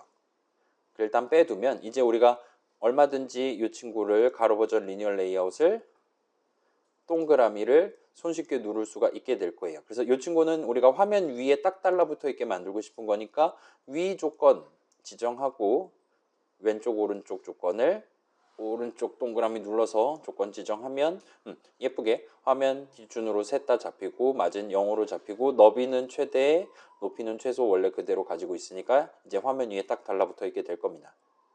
그 다음에 스크롤 뷰를 다시 눌러서 이 친구를 이제 위 조건을 살짝 해제를 해주시고 해제를 하는 게 맞을까? 해제를 하지 맙시다. 이 친구 지금 화면 위 기준으로 300만큼 떨어져 있는 거잖아요. 이 위 동그라미를 다시 클릭을 해서 드래그를 한 다음에 지금 있는 리니어 레이아웃, 가로 버전 리니어 레이아웃의 아랫면을 기준으로 가도록 맞춰주세요. 이 하얀색 동그라미에 드랍을 하면 됩니다. 그러면 이제 가로 버전 리니어 레이아웃의 아랫면을 기준으로 스크롤 뷰의 윗면이 위치가 결정되도록 하는 거예요. 그 다음에 마진은 0으로 바뀔 것이고 안 바뀐다면 여러분이 직접 바꿔주시면 됩니다. 그래서 결과적으로는 가로 버전 리니어 레이아웃이 차지하고 남은 모든 영역을 스크롤 뷰가 가져가도록 만든 셈이 돼요. 그 다음에 이제 Shift F10 누르면 조건이 잘 지정됐다면 우리가 원래 꿈꿨던 버튼 영역을 위아래로 아무리 드래그해서 스크롤을 해도 맨 꼭대기에 붙어있는 두 개는 남아있도록 만드는 게 가능할 겁니다. 자, 여러분 일단 해보시는 동안 스크롤 뷰 설명하고 쉬는 시간으로 넘어가 볼게요. 자, 스크롤 뷰 이름에서 보이듯이 이 친구들 일단 뷰의 일종이에요. 우리가 눈으로 확인하기 위한 그러니까 화면을 구성하기 위한 요소들 중에 하나입니다. 그리고 얘는 좀 더 구체적으로 말하면 레이아웃의 일종이기는 해요. 내용물로 다른 뷰를 포함할 수 있습니다. 다른 뷰를 어떻게 보여줄 것이냐 지정할 수 있어요. 그리고 스크롤 뷰는 일단 기본적으로는 다른 뷰 하나를 포함합니다. 뷰를 여러 개를 포함하지 않아요. 지금 같은 경우는 위아래로 엄청나게 길다란 뷰 하나를 포함한 거예요. 세로 버전 리니어 레이아웃이라는, 그렇게 봐주시면 좋을 것 같고, 아무튼 간에 이 스크롤 뷰는 그 포함되어 있는 단 하나의 뷰가 걔의 세로 길이가 스크롤 뷰 자신이 차지하고 있는 영역보다 좀 더 많은, 좀 더 넓은 높이를 지금 희망하고 있는 경우에는 스크롤 기능을 제공하기 시작한다 봐주시면 좋을 것 같아요. 그래서 사용자가 터치하거나 휠 굴리거나 할 때 스크롤 할 수 있게끔 그런 서비스를 제공하고 있다 봐주시면 좋을 것 같습니다. 아무튼 이런 스크롤 기능을 도입함으로써 결과적으로 내가 지금 열려있는, 내가 참여하고 있는 오픈톡방이 300개가 있다 하더라도 얼마든지 사용자가 하나의 화면만 가지고 그냥 엄지손가락 검지손가락 위아래로 휘휘 저어가면서 본인이 원하는 뷰가 있는 곳을 찾아가면서 스크롤 해가면서 300개 중에 하나를 능동적으로 선택할 수 있게끔, 그렇게 예를 들면 공간의 제약을 약간 타파하는 느낌이죠.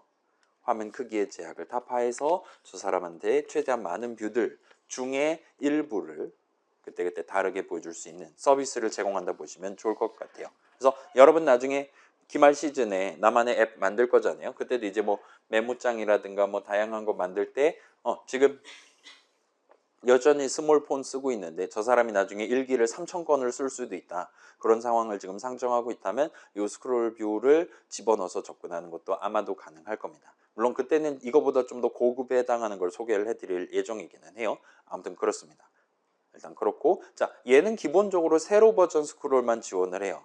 여러분이 가로 버전이 필요하다. 근데 엔간한 상황에서는 가로 버전을 우리가 스크롤 해본 기억이 그렇게 많지 않기는 합니다. 카톡 기준으로 본다면 카톡 같은 경우는 생일인 사람을 가로로 한 줄로 보여주는 편이잖아요. 그 다음에 생일인 사람이 많다.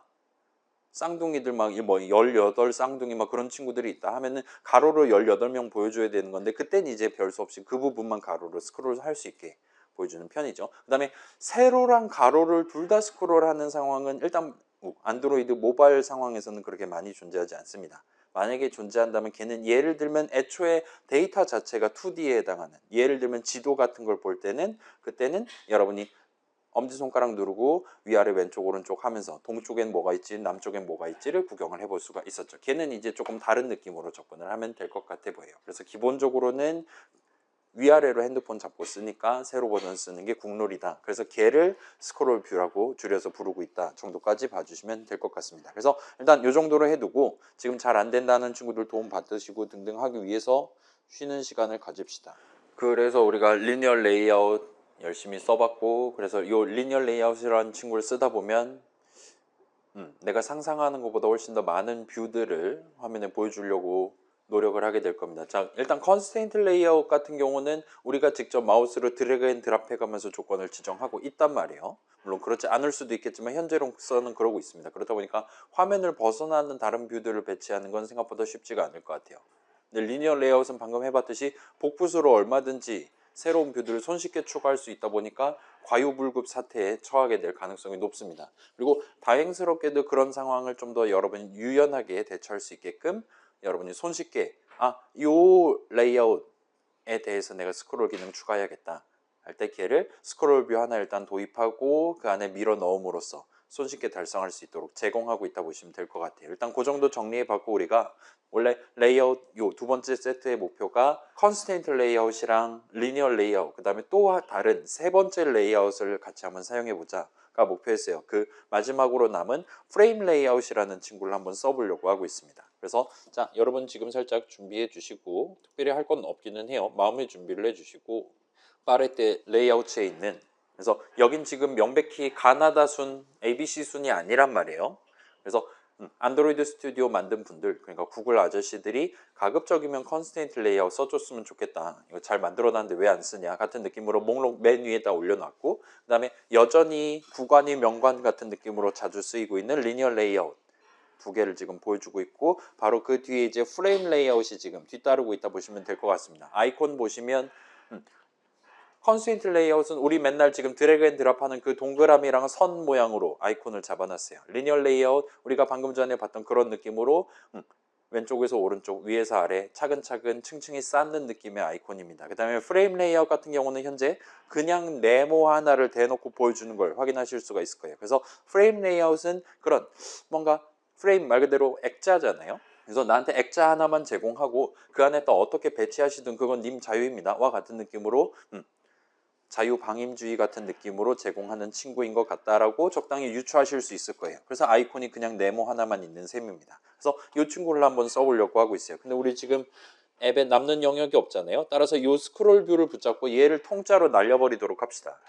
리니어 레이아웃 이제 안 쓸 거예요. 그래서 결과적으로 우리 앱 화면에는 .xml 파일에는 가로 버전 리니어 레이아웃 하나만 컨스트레인트 레이아웃에 포함된 상태로 만들어 주시면 돼요.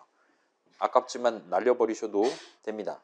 그 다음에 능숙한 솜씨로 팔레트의 레이아웃 안에 있는 프레임 레이아웃 선택하시고 드래그 앤 드랍해서 적당히 화면에 배치한 다음에 그 다음에 위아래 왼쪽 오른쪽 조건을 잡아서 이 친구가 아까 그 스크롤 뷰랑 비슷한 느낌으로 가로 버전 리니어 레이아웃을 제외한 화면 남은 영역을 전체를 다 차지하도록 만들면 돼요. 그래서 이 친구 드래그 앤 드랍 해주시고 위 조건은 리니어 레이아웃의 아래가 되도록 그 다음에 오른쪽은 화면 기준, 왼쪽은 화면 기준, 아래쪽도 화면 기준이 되도록 만들어 주시고 오른쪽 보면 이제 마진 빵빵빵빵 됐고요. 그 다음에 너비랑 높이. 자, 여러분 컨스트레인트 레이아웃 쓸 때는 꼭 가로 조건, 세로 조건 충분히 잘 지정했나 확인해 주시고 그 다음에 이어서 스크롤 조금 내려서 너비 높이가 웹 컨텐트 또는 매치 컨스트레인트 두 개 중에 하나로 잘 잡혀 있나 확인해 주시면 될 것 같아요. 지금은 고정값으로 해놓은 것 같아 보이는데 이거를 매치 컨스트레인트로 바꿔주면 됩니다.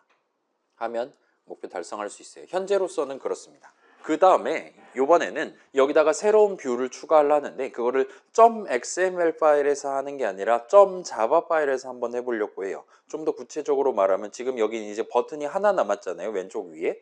그 버튼을 사용자가 클릭할 때마다 프레임 레이아웃의 새로운 버튼을 하나를 즉석에서 만들어서 추가를 하는 거를 진행을 해보려고 합니다. 따라서 요거는 이제 .java 파일에다가 새로운 버튼 인스턴스 하나 만들어서 그거를 프레임 레이아웃에 추가를 하는 코드를 한번 적어보려고 해요. 그걸 이제 버튼에 대한 언클릭 이벤트에 대한 이벤트 핸들러 메서드 정의 중괄호 안에 적어보려고 하고 있습니다. 따라서 우리가 몇 주 만에 간만에 .java 파일로 넘어갈 거예요. 그러기 위해서 이제 우리가 나중에 .java 파일에서도 사용할 각각의 뷰들의 아이디를 조금 지정을 해두고 가도록 합시다. 자, 그래서 지금 프레임 레이아웃 배치 다 끝난 친구들은 우리가 아이고 뭐 해볼까 그래요. 지금 남아있는 게 리니어 레이아웃 빼면 3개가 있는 거잖아요. 얘네들 3개에 대해서 아이디를 지정하고 갈게요. 그래서 버튼 먼저 봅시다. 버튼은 아이디를 우리 컨벤션 상으로는 BT 언더스코어 하고 뭐 늘 하고 있는 발사 버튼으로 갑시다. 발사 버튼으로 갈게요. BT 언더스코어 런치를 해주시고 엔터를 2번 쳐주시면 돼요. 그 다음에 텍스트 뷰는 얘는 뭐 특별히 할 말이 없을 것 같아요. 그냥 TV까지만 적고 엔터를 칩시다. 그 다음에 프레임 레이아웃은 얘는 뭐 그냥 레이아웃이라고 적읍시다. 레이아웃에 아이디를 붙이는 거는 자주 있는 일은 아니니까 얘를 그냥 레이아웃 정도로 붙여놓고 넘어가도록 합시다. 그렇게 아이디 3개 붙여두시고 그러면 컴포넌트 트리가 이런 느낌이 되면 성공이에요. 버튼 아이디, 텍스트 뷰 아이디, 프레임 레이아웃 아이디가 보이면 성공입니다. 그럼 이제 컨트롤 탭 해갖고 .java 파일로 넘어가 봅시다. 그래서 늘 있던 그 언그레이드 정의 중괄호가 있고 그 밑에다가 자, 요거 지금 보세요. 메인 액티비티 클래스 정의 중괄호보다는 안쪽이에요. 그 다음에 언크리에이트 메서드 정의 중괄호의 아래에다가 엔터키를 치시면 됩니다. 들여쓰기는 1단이 되는 거예요. 왼쪽에서 한 단만큼 들여온 상태에서 여기다가 우리 지금 메서드 정의를 적어야 돼요. 이벤트 핸들러를 적어야 됩니다. 그래서 퍼블릭 적고 잘은 모르겠지만 보이드 적고 그 다음에 우리 버튼의 아이디 BT 언더스코어 런치 정도까지 적어주시고 그 다음에 이벤트 이름 언클릭까지 적어주시고 괄호 열고 닫고를 해서 그 다음에 괄호 안에는 대문자 V로 시작하는 뷰를 고른 채로 꼭 여기서 엔터키를 쳐서 그 꼭대기 임포트 어쩌고 저쩌고 임포트 문 자동 완성 당하도록 해주시고 뭐 인수 이름 V 정도로 하고 중괄호 열고 닫고 해서 메서드 정의를 일단 구성해 봅시다. 자, 일단 우리 수업에서 저렇게 뷰라든가 이런 형식 이름에 빨간색으로 뜬다라면 그 자리로 가서 자 한번 보여드릴게요. 만약에 저기서 자동 완성을 안 했다면 이 한 줄이 지금 없는 상태로 있게 됩니다. 그럼 이제 이런 느낌으로 형식 이름에 빨간 글자로 보여주게 돼요. 이런 상황에서 요 W 뒤에, 그러니까 형식 이름 바로 뒤에 커서를 갖다 대고 컨트롤 스페이스 하면 원래 떴던 목록을 다시 띄울 수 있어요. 그 다음에 여기서 엔터키 치면 제가 방금 고의로 지웠던 이 한 줄을 다시금 적어줍니다. 이 한 줄이 있음으로써 우리가 요 네 글자를 유효하게 적을 수 있다 봐주시면 좋을 것 같아요. 아무튼 그런 느낌으로 형식 이름 적을 때마다 자동 완성을 착실히 해주시면 큰 문제 없이 하실 수 있을 거예요. 아무튼 이렇게 해두고 다시 .xml 파일로 돌아가서 버튼 고르시고 이 버튼에 언클릭 어트리뷰트를 지정을 해줍시다.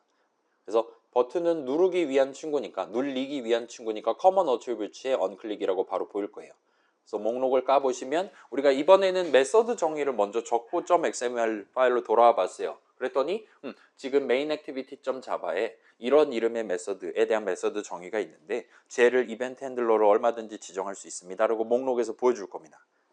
그래서 그걸 골라서 나 그거 호출할 거 맞아 하고 지정해 주시고 다시 .java로 돌아오면 잠깐만요. 그 다음에 컨트롤 S 눌러서 저장 한번 해볼게요. 컨트롤 S 눌러서 저장했더니 이제 원 유시지라고 정상적으로 띄우는 걸 볼 수 있어요. 이 원 유시지는 그 보라색 버튼 눌렀을 때 얘가 호출될 거다. 거기서 지금 한번 쓰고 있다.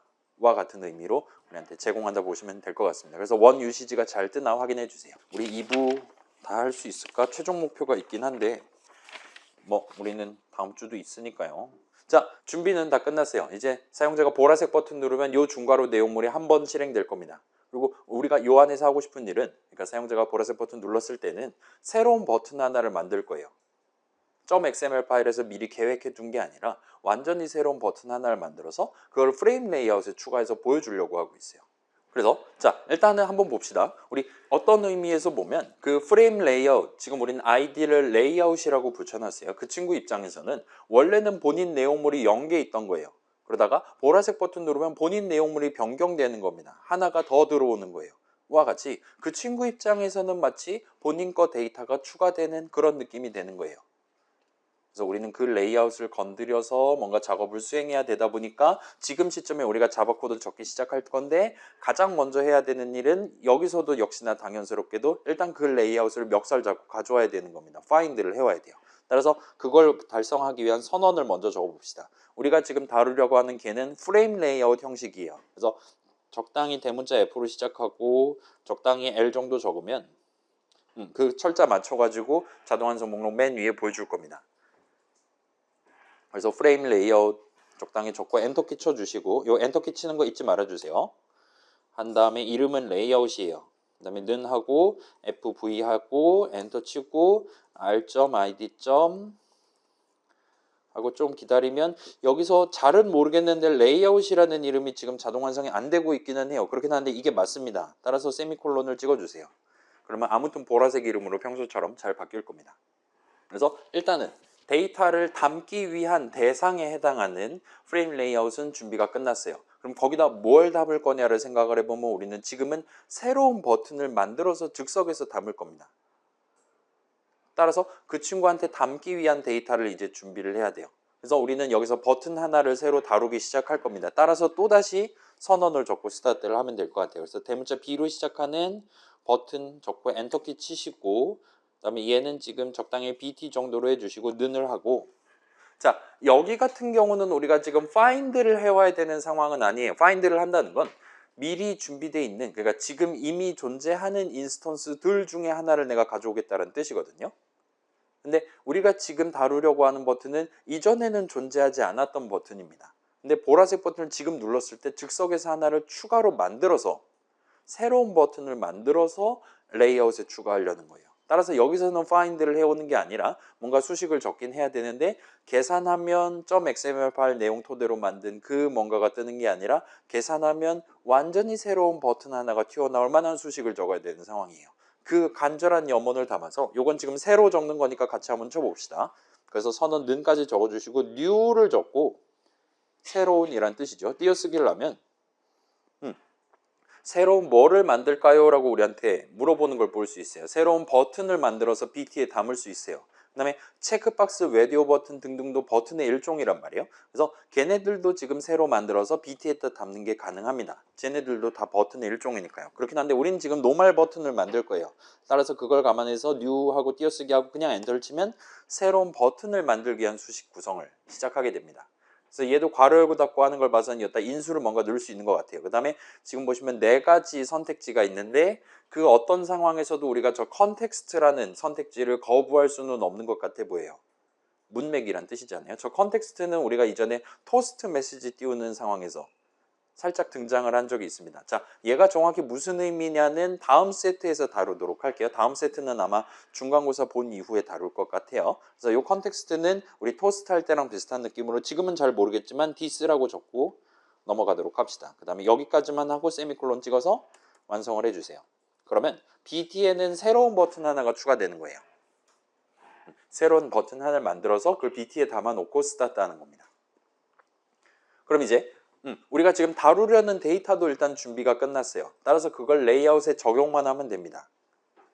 그래서 이렇게 선언 2개 잘 적으셨다면 이제 지금 화면 한가운데에 있는 프레임 레이아웃 됐다 점 찍고 add view라는 거를 골라주시면 돼요. 아마도 자동 완성을 해줄 겁니다. 안 해준다면 적당히 add v 정도까지 치면 add view를 골라줄 거예요. 그래서 엔터 치면 그래서 무슨 뷰를 이 프레임 레이아웃에 추가할까요를 물어볼 겁니다. 그럼 우리가 지금 여기다가 BT를 담을 건데 까지 적고 세미콜론 찍혀 있는 상태로 마무리하시면 돼요. 그 다음에 Shift F10 눌러서 실행을 한번 해보세요. Shift F10 누르시면 이제 버튼들은 그 길다란 버튼들은 다 사라졌어요. 스크롤바 째로 날려버렸습니다. 그 다음에 보라색 버튼을 클릭을 하면 한번 해볼게요. 눌렀다 떼면 도잉 이런 느낌으로 진짜로 보라색은 아닌 회색 네모난 버튼 하나가 프레임 레이아웃에 떡하고 지금 한 장에 추가가 되는 걸 볼 수 있어요. 이게 버튼입니까? 물어볼 수 있는데 실제로 클릭하면 이런 느낌으로 뚜잉뚜잉 하고 애니메이션까지 잘 보여줍니다. 그래서 지금 우리가 마우스 버튼 그러니까 저 보라색 버튼 클릭할 때마다 실제로 버튼 하나가 추가되고 있을 것이다 라고 얼마든지 유추할 수 있을 거예요. 아무튼 그런데 현재로서는 저 버튼이 프레임 레이아웃이 제공할 수 있는 모든 영역, 달리 말하면 최대 크기로 매치 패런트 같은 느낌으로 애드가 되고 있는 것 같아 보입니다. 기본적으로는 그렇게 되도록 돼 있나 봐요. 그리고 우리가 지금 적은 코드는 아무튼 새로운 버튼 띡 만들어서 화면 한가운데 있는 그 레이아웃에 즉각적으로 그냥 바로 애드를 해버린다 와 같은 단출한 코드를 짜놨기 때문에 여기 있는 세팅은 그러니까 버튼에 대한 세팅은 전부 다 기본 세팅으로 간주를 해서 지금 적용됐다 보시면 돼요. 아무튼 간에 버튼을 추가한 건 맞기 때문에 실질적으로 눌리는 그런 애니메이션까지는 성공적으로 제공하고 있는 것 같습니다. 그래서 빵빵 터지고 있어요. 자, 그러면 이러지 않았으면 좋겠다라고 한다면 우리가 그런 기본 세팅을 쓰지 말고 내가 지금 얘기하는 요 조건대로 만들어줘와 같은 식으로 추가적인 옵션을 부여를 해야 될 겁니다. 그리고 지금은 새로운 버튼을 앱을 켠 다음에 보라색 버튼을 클릭할 때 새로운 버튼을 만들고 있기 때문에 지금 우리가 예를 들면 너비는 이렇게 해줬으면 좋겠네 라는 내용을 .xml 파일에는 적을 수가 없고 대신에 .java 파일에서 자바 코드로 우리가 접근을 해야 될 것 같아요. 그래서 그걸 한번 해보도록 합시다. 지금 회색 엄청 커다란 버튼 하나가 추가되면 성공이에요. 그리고 저걸 이제 더 이상 최대 크기로 하지 말고 딴 걸로 해줬으면 좋겠는데 라고 커스터마이즈를 하는 방법을 소개를 해보도록 할게요. 그래서 .java 파일 가보시면 자, 지금 봅시다. 다시 말씀드릴게요. 화면 한가운데 있는 레이아웃을 find 해왔어요. 그 다음에 새로운 버튼 하나를 만들었어요. 그 다음에 그 새로운 버튼을 화면 한가운데 있는 그 레이아웃에 add를 하고 있어요. 그래서 우리가 이 버튼을 이렇게 추가해 줬으면 좋겠는데 라는 희망사항을 적용을 할 거면 요 add view를 호출하기 전 시점에 하는 게 그럭저럭 적절해 보입니다. 미리 준비 다 해놓고 마지막에 add view 딱 해서 이제 가져가 줘. 이대로 적용해 줘와 같이 호출하는 게 적당해 보여요. 따라서 요 사이에다가 엔터키를 적당히 치고 내용물을 한번 작성을 해봅시다. 자, 지금은 역시나 처음 시도하는 거니까 저랑 같이 따라서 한번 쳐보도록 할게요. 우리가 지금 프레임 레이아웃에 뭔가를 추가를 하려고 하고 있어요. 근데 걔를 구체적으로 우리가 희망사항을 적어가지고 요 조건대로 좀 추가해 줬으면 좋겠는데 라고 얘기를 하고 싶습니다. 그걸 감안해서 일단은 프레임 레이아웃 정도 적어주시고 그 다음에 평소랑 다르게 여기서 바로 점을 찍으시면 이런 식으로 얘기하는 걸 볼 수 있어요. 레이아웃 파람스라고 얘기하는 걸 볼 수 있습니다. 근데 두 가지 버전을 우리한테 보여줄 거예요. 하나는 프레임 레이아웃 버전이고 하나는 뷰 그룹 버전입니다. 이 중에 프레임 레이아웃 버전을 골라서 엔터를 쳐주세요. 조금 번잡하긴 한데 아무튼 결과적으로 프레임 레이아웃 점 레이아웃 파람스라고 적혀 있으면 성공입니다. 그 다음에 얘도 지금 형식 이름이에요. C 동그라미 적혀 있었습니다. 그래서 적당히 스페이스바 누르고 파람스 정도로 해주면 적절할 것 같아요.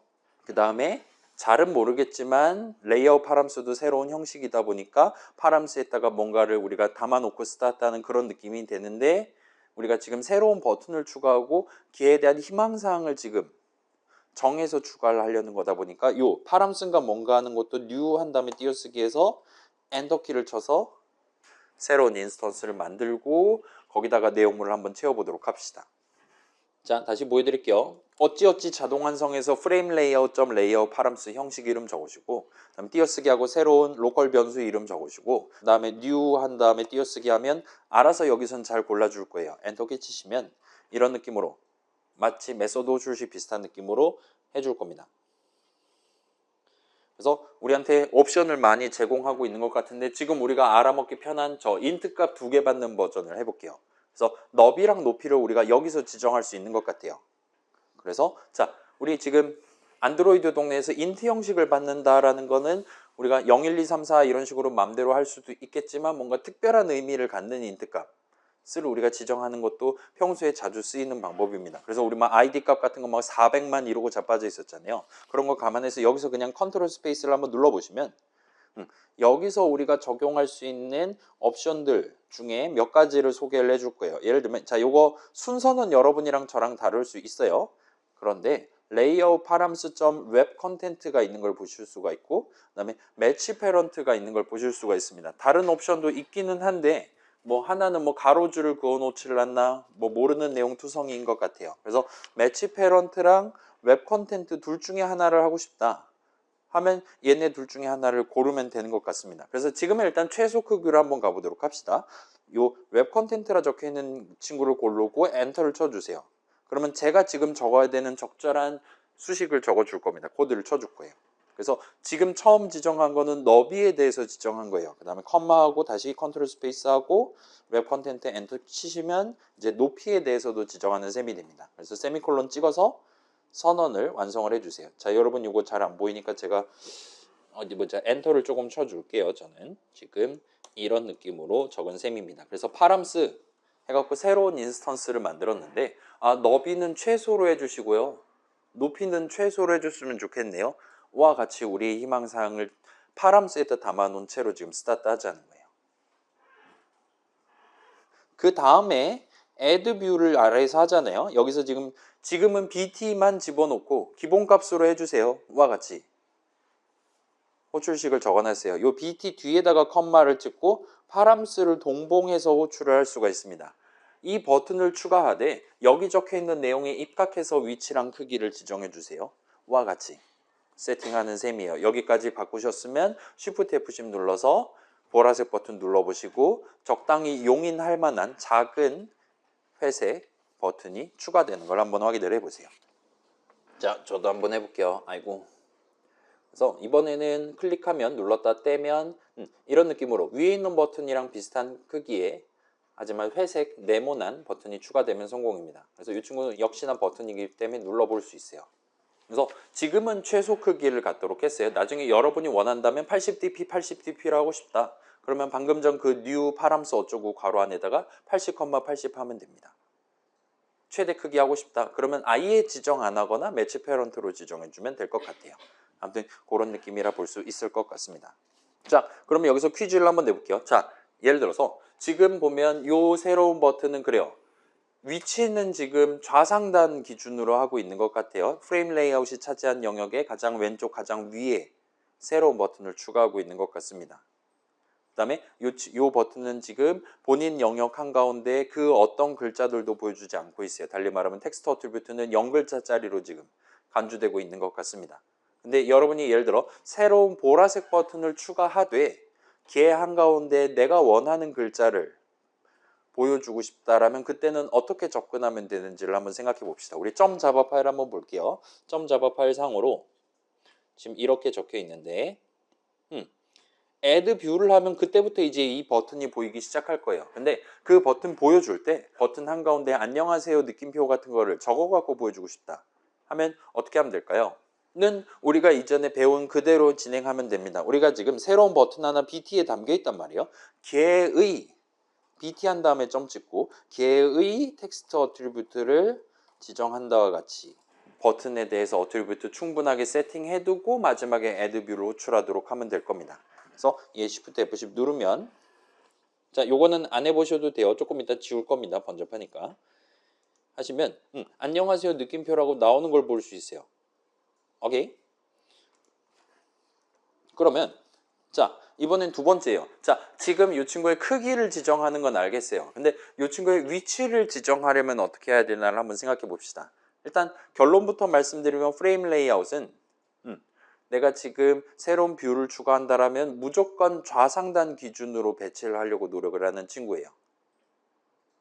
근데 예를 들어서 여러분이 그 친구가 가장 왼쪽이 아니라 조금만 더 오른쪽으로 예를 들면 좀 더 소박하게 예를 들면 20dp만큼 오른쪽으로 배치를 하고 싶다라고 마음먹는다면 그때는 이제 우리가 마진을 적용할 수가 있을 겁니다. 왼쪽 마진을 20만큼 했으면 좋겠네 와 같은 식으로 해두면 돼요. 그거를 add 뷰를 하기 전에 진행하면 될 겁니다. 그런데 여기서 문제가 있어요. 자, 이 코드는 저만 칠게요. 예를 들면 BT 한 다음에 우리가 마진이라고 하면 그런 이름이 없대요. BT 안에는 마로 시작하는 마진이라고 적혀있는 뭔가가 전혀 존재하지가 않아요. 당연히 레프트 마진, 탑 마진 등등이 전부 다 없습니다. 그래서 버튼에 대해서 마진을 지정한다 라고 우리가 코드를 적는 건 일단 안드로이드 동네에선 불가능한 것 같아요. 아이폰 동네에선 이게 있을 수도 있습니다. 근데 생각해보면 어차피 어떤 버튼에 대한 마진 영역은 그 버튼 본인 입장에서는 하등에 상관이 없어요. 그 마진 영역은 그 버튼을 배치하는 그 버튼을 포함할 레이아웃만 알고 있으면 되는 정보입니다. 그 레이아웃 입장에서 새로운 버튼 애드 하는데 결과적으로 그 버튼의 위치랑 크기를 결정하는 건 버튼 본인이 아니라 레이아웃이란 말이에요. 리니어 레이아웃을 생각해보면 간단할 겁니다. 나는 지금 새로 태어난 버튼이에요. 그 다음에 저기는 리니어 레이아웃에 추가될 거예요. 나는 이전의 리니어 레이아웃에 어떤 버튼이 몇 개가 추가되어 있는지 죽었다 깨나도 알 수 없습니다. 근데 이전에 버튼이 3개가 추가되어 있다면 나는 걔네들보다 아래에 배치될 거예요. 위치가 그렇게 결정될 겁니다. 이전에 버튼이 3개 있었다면 역시나 방금 전이랑 다른 위치에 결정이 될 겁니다. 나의 위치가. 그렇기 때문에 그거는 내가 결정하는 게 아니에요. 나를 이제 애드하게 될, 내가 애드 당하게 될 레이아웃이 결정할 사항입니다. 너비랑 높이가 그렇고 탑 마진, 레프트 마진 등등 마진도 마찬가지라고 봐주시면 좋을 것 같아요. 그렇기 때문에 여러분이 새로 추가하려는 버튼의 마진을 지정할 때는 결과적으로 그걸 레이아웃한테 알려줘야 되는 거고 따라서 걔네들은 파람스 한 다음에 점을 찍으시면 여기에 탑 마진, 레프트 마진 등등이 있는 걸 보실 수가 있어요. 그래서 얘는 지금 한번 살짝 적어봅시다. 레프트 마진을 뭐 20으로 지정하고 파람스 한 다음에 탑 마진을 20 같은 느낌으로 정한다고 칩시다. 그래서 지금 new 어쩌고 저쩌고 하면서 우리 수업에서는 저런 수식을 new 수식이라고 얘기를 할 것 같아요. 그래서 new 수식 계산하면 지금 눈에 보이는 그 형식 인스턴스 하나가 새로 튀어나오는 수식입니다. new 버튼 하면 새로운 버튼 하나 만드는 거예요. 등등인데 아무튼 간에 거기서 지금 최소 크기 하겠다라고 하고 마진은 지금 별도로 20, 20으로 하겠다라고 정하는 겁니다. 그 다음에 add 뷰를 하고 있다 보시면 돼요. 이제 Shift F10 누르시면 아까 전보다 살짝 오른쪽 살짝 아래에 새로운 버튼이 추가되는 걸 볼 수 있어요. 그래서 뭔가 약간 요상한 얘기가 튀어나오긴 했는데 아무튼 일단 안드로이드 동네에선 저런 레이어 파람슨가 뭔가 하는 우리가 듣도 보도 못한 새로운 형식 인스턴스를 추가로 만들어서 그걸 곁들여 가지고 새로운 뷰 하나를 레이아웃에 추가를 하고 있는 상황이에요. 일단 파람스 한 다음에 점 찍고 우리가 정하는 데이터 너비 높이라든가 마진 같은 것들은 버튼 본인한테는 중요한 데이터가 아닙니다. 이 버튼의 위치랑 크기를 결정하는 레이아웃한테 중요한 데이터예요. 그렇기 때문에 BT 한 다음에 점 찍고 너비는 얼마 이런 식으로 정하는 게 아니라 안드로이드 동네에서는 그런 것들만 모아서 다루기 위한 새로운 형식을 도입해놨다 봐주시면 좋을 것 같아요. 아무튼 그 파람스를 가지고 점 찍고 적절한 숫자들 적절한 자리에 담아놓은 채로 add 뷰 할 때 버튼이랑 동봉해가지고 보내면 그 레이아웃 리니어 레이아웃일 수도 있어요. 지금 같은 경우는 프레임 레이아웃이 그 내용을 바탕으로 지금 내 손에 잡힌 새로운 버튼을 본인이 차지하고 있는 영역 사이에 임의의 위치에 적절한 위치에 배치해 주고 있다라 봐주시면 좋을 것 같아요. 그 다음에 자 요건 한번 해봅시다. 지금 보시면 우리가 지금 버튼 누르면 회색 버튼 나오잖아요. 예를 들면 보라색 버튼을 우리가 여러 번 연거푸 누르는 상황을 상상을 해봅시다. 실제로 해보시면 자 이거 보여드릴게요. 지금 버튼 하나 예쁜 거 하나 있잖아요. 버튼을 또 누르면 새로운 버튼이 나오지 않는 걸 볼 수 있어요. 계속 연타해 볼게요. 이 버튼을 계속 연타를 하면 지금 뭔가 어딘가에 새로운 버튼이 생기는 건 아니기는 한데 뭔가 이 버튼에 때가 끼는 걸 볼 수 있어요. 검은색으로 이렇게 붉게 짙게 음영이 드리우는 걸 볼 수 있습니다. 자, 사실은 지금 보라색 버튼을 누를 때마다 저 이벤트 핸들러 내용물이 실행되는 게 맞아요. 그 다음에 저 언클릭 이벤트 핸들러가 실행될 때마다 새로운 버튼 하나가 추가되는 것도 맞아요. 따라서 현재로서는 보라색 버튼 누를 때마다 새로운 버튼이 진짜로 추가가 되고 있습니다. 문제는 그게 전부 다 똑같은 크기로 전부 다 똑같은 위치에 추가를 하고 있는 거예요. 프레임 레이아웃은 기본적으로 그게 가능합니다. 그래서 걔는 그냥 이전에 뭐를 어디다 추가했었는지랑 전혀 상관없이 애드 뷰를 할 때마다 너 크기 이걸 원한다고 위치 이걸 원한다고 알았어 정확히 거기다 배치해 줄게 하고 동작하는 친구예요. 리니어 레이아웃이랑은 완전 상극이죠. 리니어 레이아웃은 절대로 겹치지 않는다라는 걸 보장해 주는 친구예요.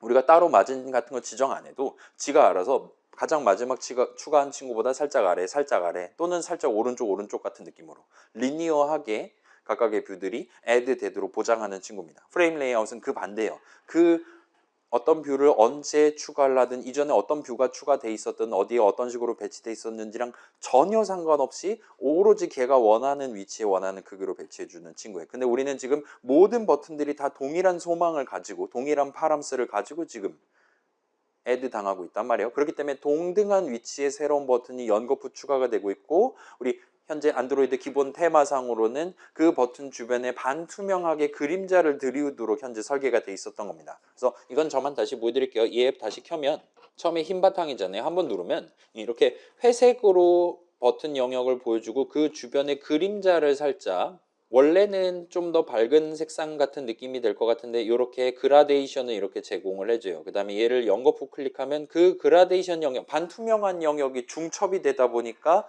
결국은 점점 더 까매지는 거를 여러분이 목격할 수 있다 보시면 될 것 같아요. 그래서 저 좁은 네모 영역에 지금 버튼이 제가 보라색 버튼 클릭한 횟수만큼 들어가 있다라 봐주시면 될 것 같아요. 그래서 이건 저만 해볼게요. 요거를 증빙하기 위해서는 우리 이전 수업에서 살짝 나왔던 느낌대로 결과적으로 지금 레프트 마진, 탑 마진은 항상 20으로 고정되어 있는 거잖아요. 그러지 않도록 만들면 우리가 살짝 다른 방식으로 그러니까 각각의 버튼들의 위치를 서로 다르게 지정을 하는 게 가능하다는 거예요. 이건 저만 해볼게요. 좀 이따 더 재밌는 거 할 거니까요. 예를 들면 카운트는 0 같은 느낌으로 데이터 하나 추가로 도입하고 그 다음에 레프트 마진, 탑 마진 할 때 카운트 곱하기 20 같은 느낌으로 해볼게요. 카운트 곱하기 20.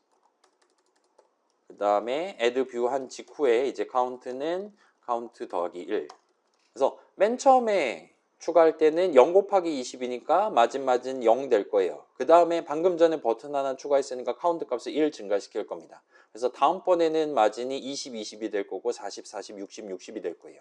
그래서 이런 느낌으로 하고 이제 녹색 화살표 누르면 이번에는 처음에는 맨 왼쪽 위가 맞아요. 그 다음부터는 클릭할 때마다 마진이 점진적으로 증가를 해서 마치 이제 뭐라 그래야 될까요? 지렁이 같은 느낌으로 각각의 버튼들이 서로 다른 위치에 배치되어 있는 걸 볼 수 있어요. 물론 얘네들도 적당히 우리가 잘 조준하면 정상 동작할 수 있는 멋진 버튼들로서 지금 프레임 레이아웃에 추가되어 있다 보면 될 것 같습니다.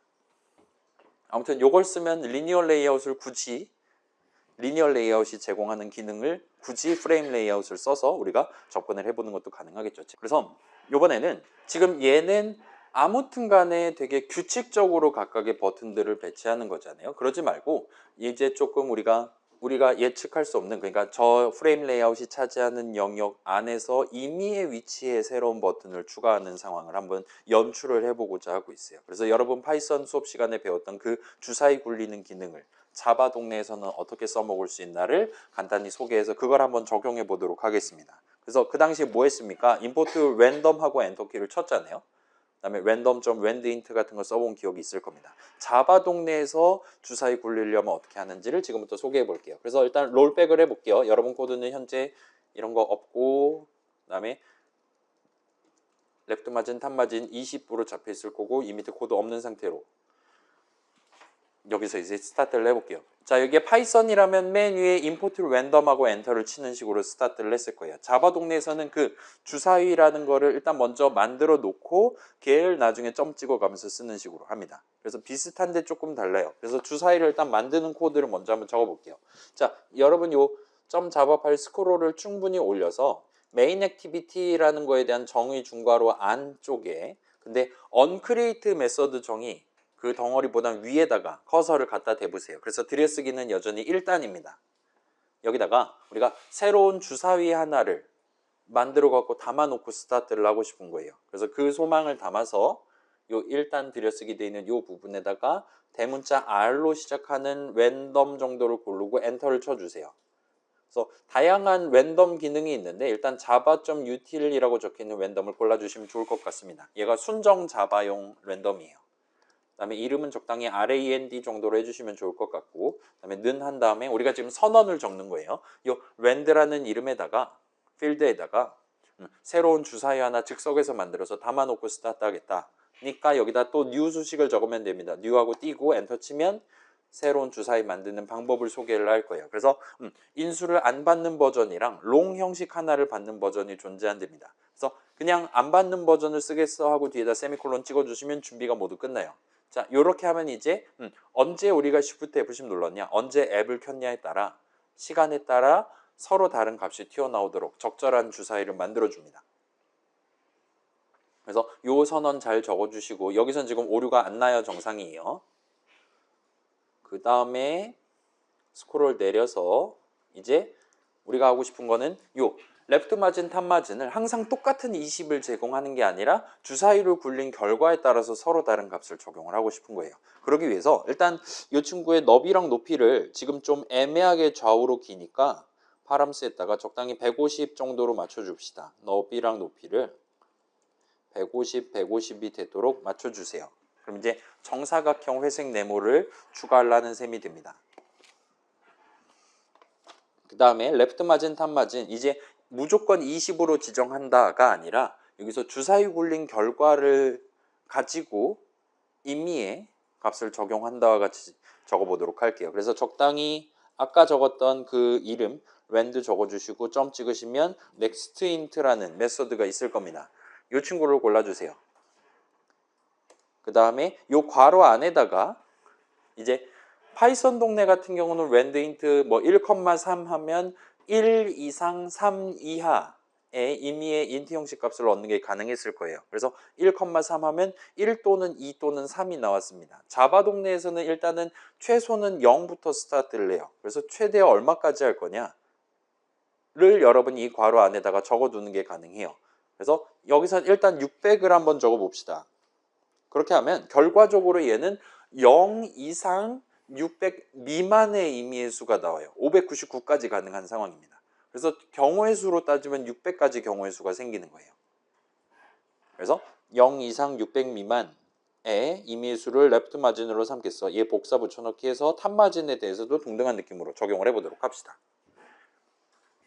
그럼 이제 가로 위치도 랜덤, 세로 위치도 랜덤으로 지정하는 셈이에요.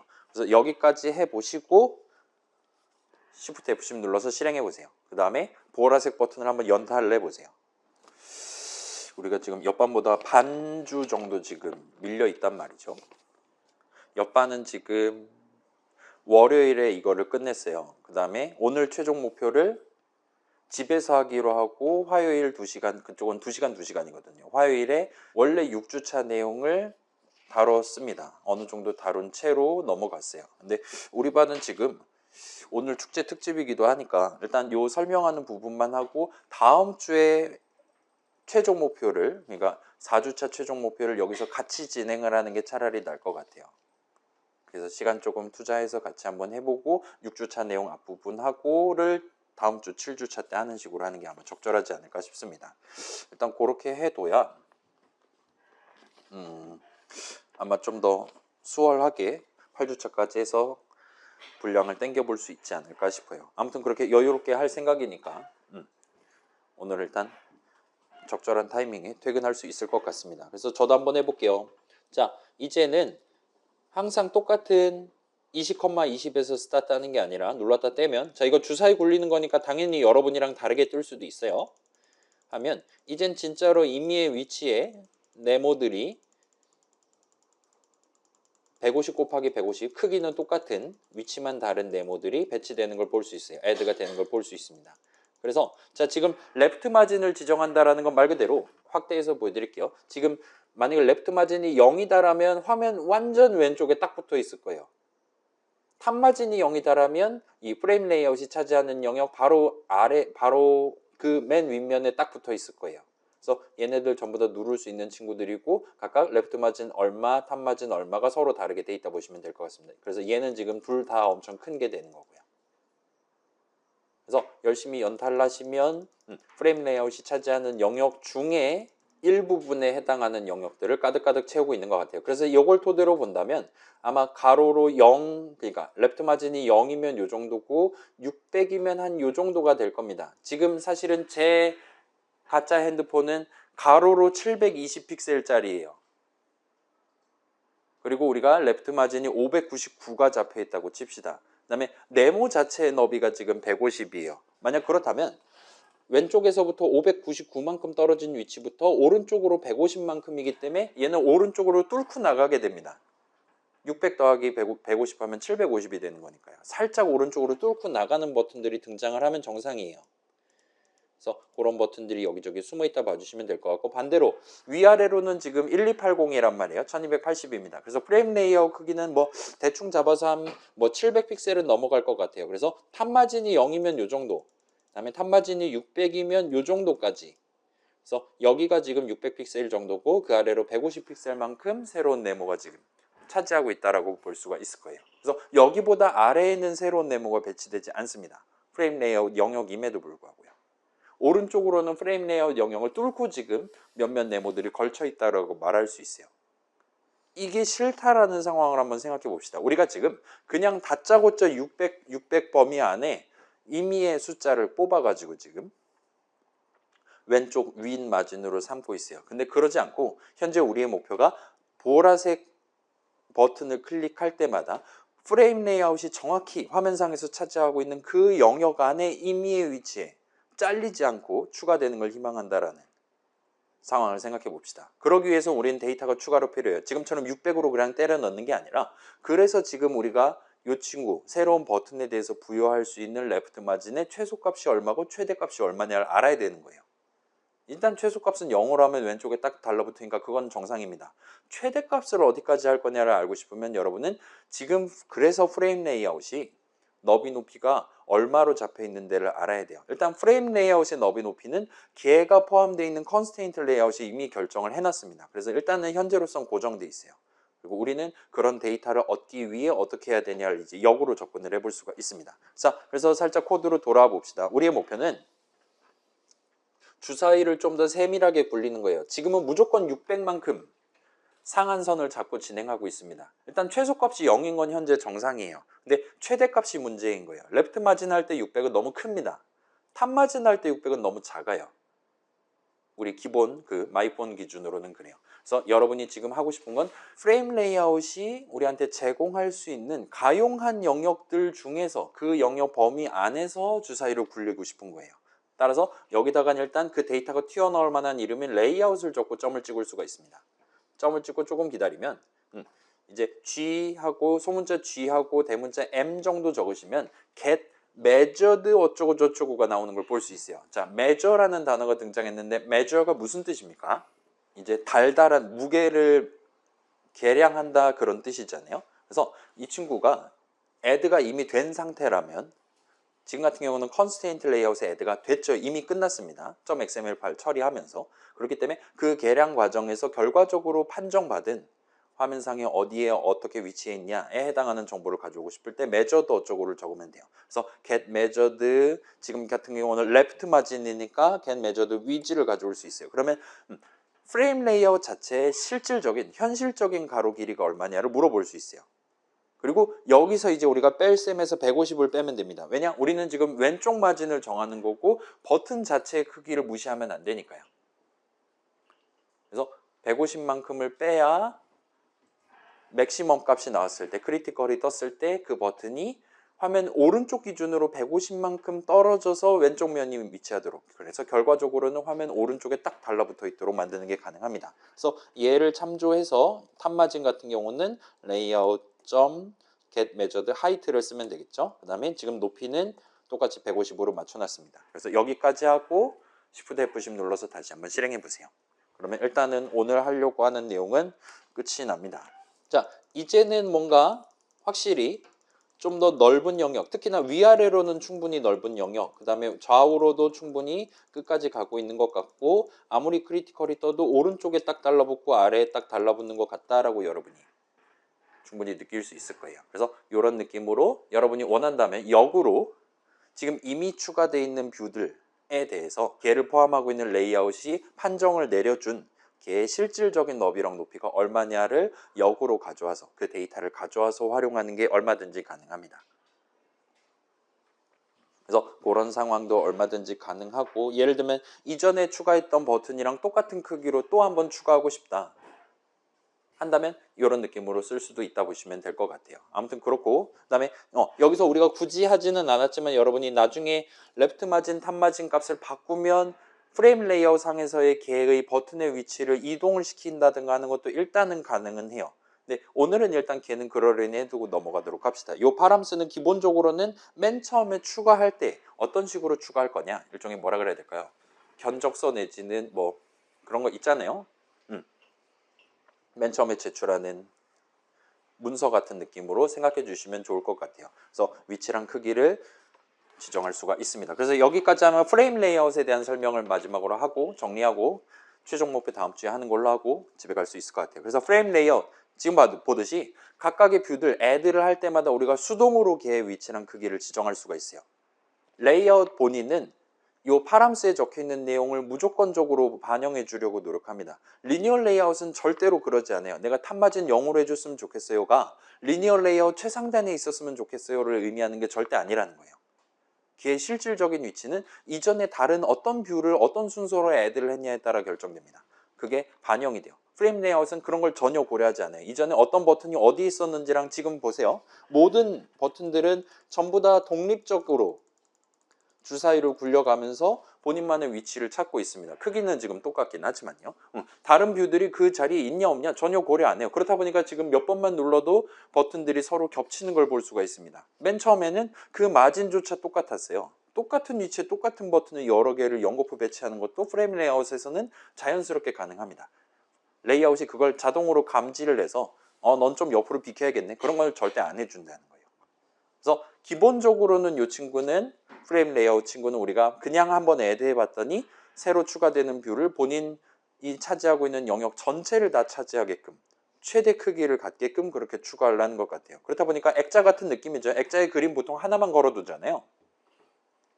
그래서 요 그림, 요 버튼 추가하겠다, 요 프레임에다 추가하겠다 하면은 걔가 전체를 다 차지하도록 그렇게 만드는 게 일단 기본인 것 같아 보입니다. 물론 여러분이 그게 싫다면 파람스인가 뭔가 레이어 파람스 해가지고 구체적인 내가 견적을 내서 이런 식으로 해줬으면 좋겠는데 하고 희망사항을 적어서 동봉을 해서 애드뷰를 할 수가 있을 것 같아요. 자, 지금은 우리가 .java 파일에서 새로운 뷰를 추가하는 걸 프레임 레이아웃을 붙잡고 해봤어요. 근데 여러분이 원한다면 리니어 레이아웃을 가지고도 리니어 레이아웃의 새로운 뷰를 .java 파일에서 추가하는 것도 얼마든지 가능합니다. 그때는 이제 우리 지금 자바 코드 보시면 레이아웃 파람 쓰긴 한데 얘는 프레임 레이아웃에 추가할 때 우리가 지정할 수 있는 값들을 담기 위한 레이아웃 파람스예요. 근데 예를 들어서 이건 저만 칠게요. 리니어 레이아웃에 추가하고 싶다 하면 그때는 리니어 레이아웃 버전 레이아웃 파람스, 그러니까 신청서가 서로 종이가 다른 거예요. 얘는 리니어 레이아웃에 추가할 때 추가로 고려할 만한 내용들을 점점 찍어가면서 기입할 수 있는 친구라고 보면 될 것 같습니다. 그럼 이제 컨스테인트 레이아웃을 생각해 보면 걔는 우리가 뷰 하나 내가 원하는 위치에 추가하기 위해 별의별 마우스 클릭을 다 했어야 됐잖아요. .xml 파일에서 할 때. 동그라미 막 드래그 앤 드랍하고 난리도 아니었잖아요. 그거를 다 자바 코드로 짜야 된다는 얘기예요. 새로운 버튼을 .java 파일에서 만든 다음에 그걸 컨스트레인트 레이아웃에 추가한다. 그럼 우리가 마우스로 했던 그런 작업들을 전부 다 이 파람 수행과 뭔가 막 밀어 넣어서 진행을 해야 된다는 겁니다. 엄청 고달프겠죠. 일단 가능은 할 것 같아 보이고, 그렇다 보니까 어떤 레이아웃에 이 뷰를 추가할 거냐에 따라서 우리가 추가로 준비해야 되는 저런 데이터들 담기 위한 파람스 형식이 서로 다르게 잡혀 있다 보시면 될 것 같아요. 근데 프레임 레이아웃은 일단 가장 간단한 친구입니다. 여기서 우리가 숫자, 내가 원하는 숫자 지정만 해주시면 딱 정확히 그 위치에 딱 정확히 그 크기로 새로운 버튼을 배치를 할 수 있는 친구예요. 그래서 이런 상황에서 좀 더 쉽게 쓰실 수 있을 거고, 예를 들면 여러분이 앱 만들 때 간단한 게임 같은 거 만든다고 한다면 프레임 레이아웃 한가운데 크게 해두고 내가 원하는 타이밍에, 예를 들면 사용자가 버튼을 누를 때마다 지금 화면 한가운데 있는 버튼에 탑 마진을 조금 줄인다든가 하면 그 캐릭터가 그 버튼이 점프하는 것 같이 나오도록 그렇게 연출한다거나 할 때 여러분이 쓰실 수가 있을 거예요. 그래서 다음 주 수업 시간에, 7주차 수업 시간에 오늘 하려고 했었던 최종 목표, 요걸 가지고 간단한 좀 다이나믹한 앱을 만들어 보려고 하고 있어요. 그래서 간단하게 사용자의 순발력을 체크할 수 있는 앱을 만들면서 우리가 추가로 써볼 수 있는 다양한 어트리뷰트들을 소개하고 등등등을 한번 해보도록 하겠습니다. 그건 다음 주에 하도록 하고, 오늘은 일단은 축제를 즐기러 가보도록 합시다.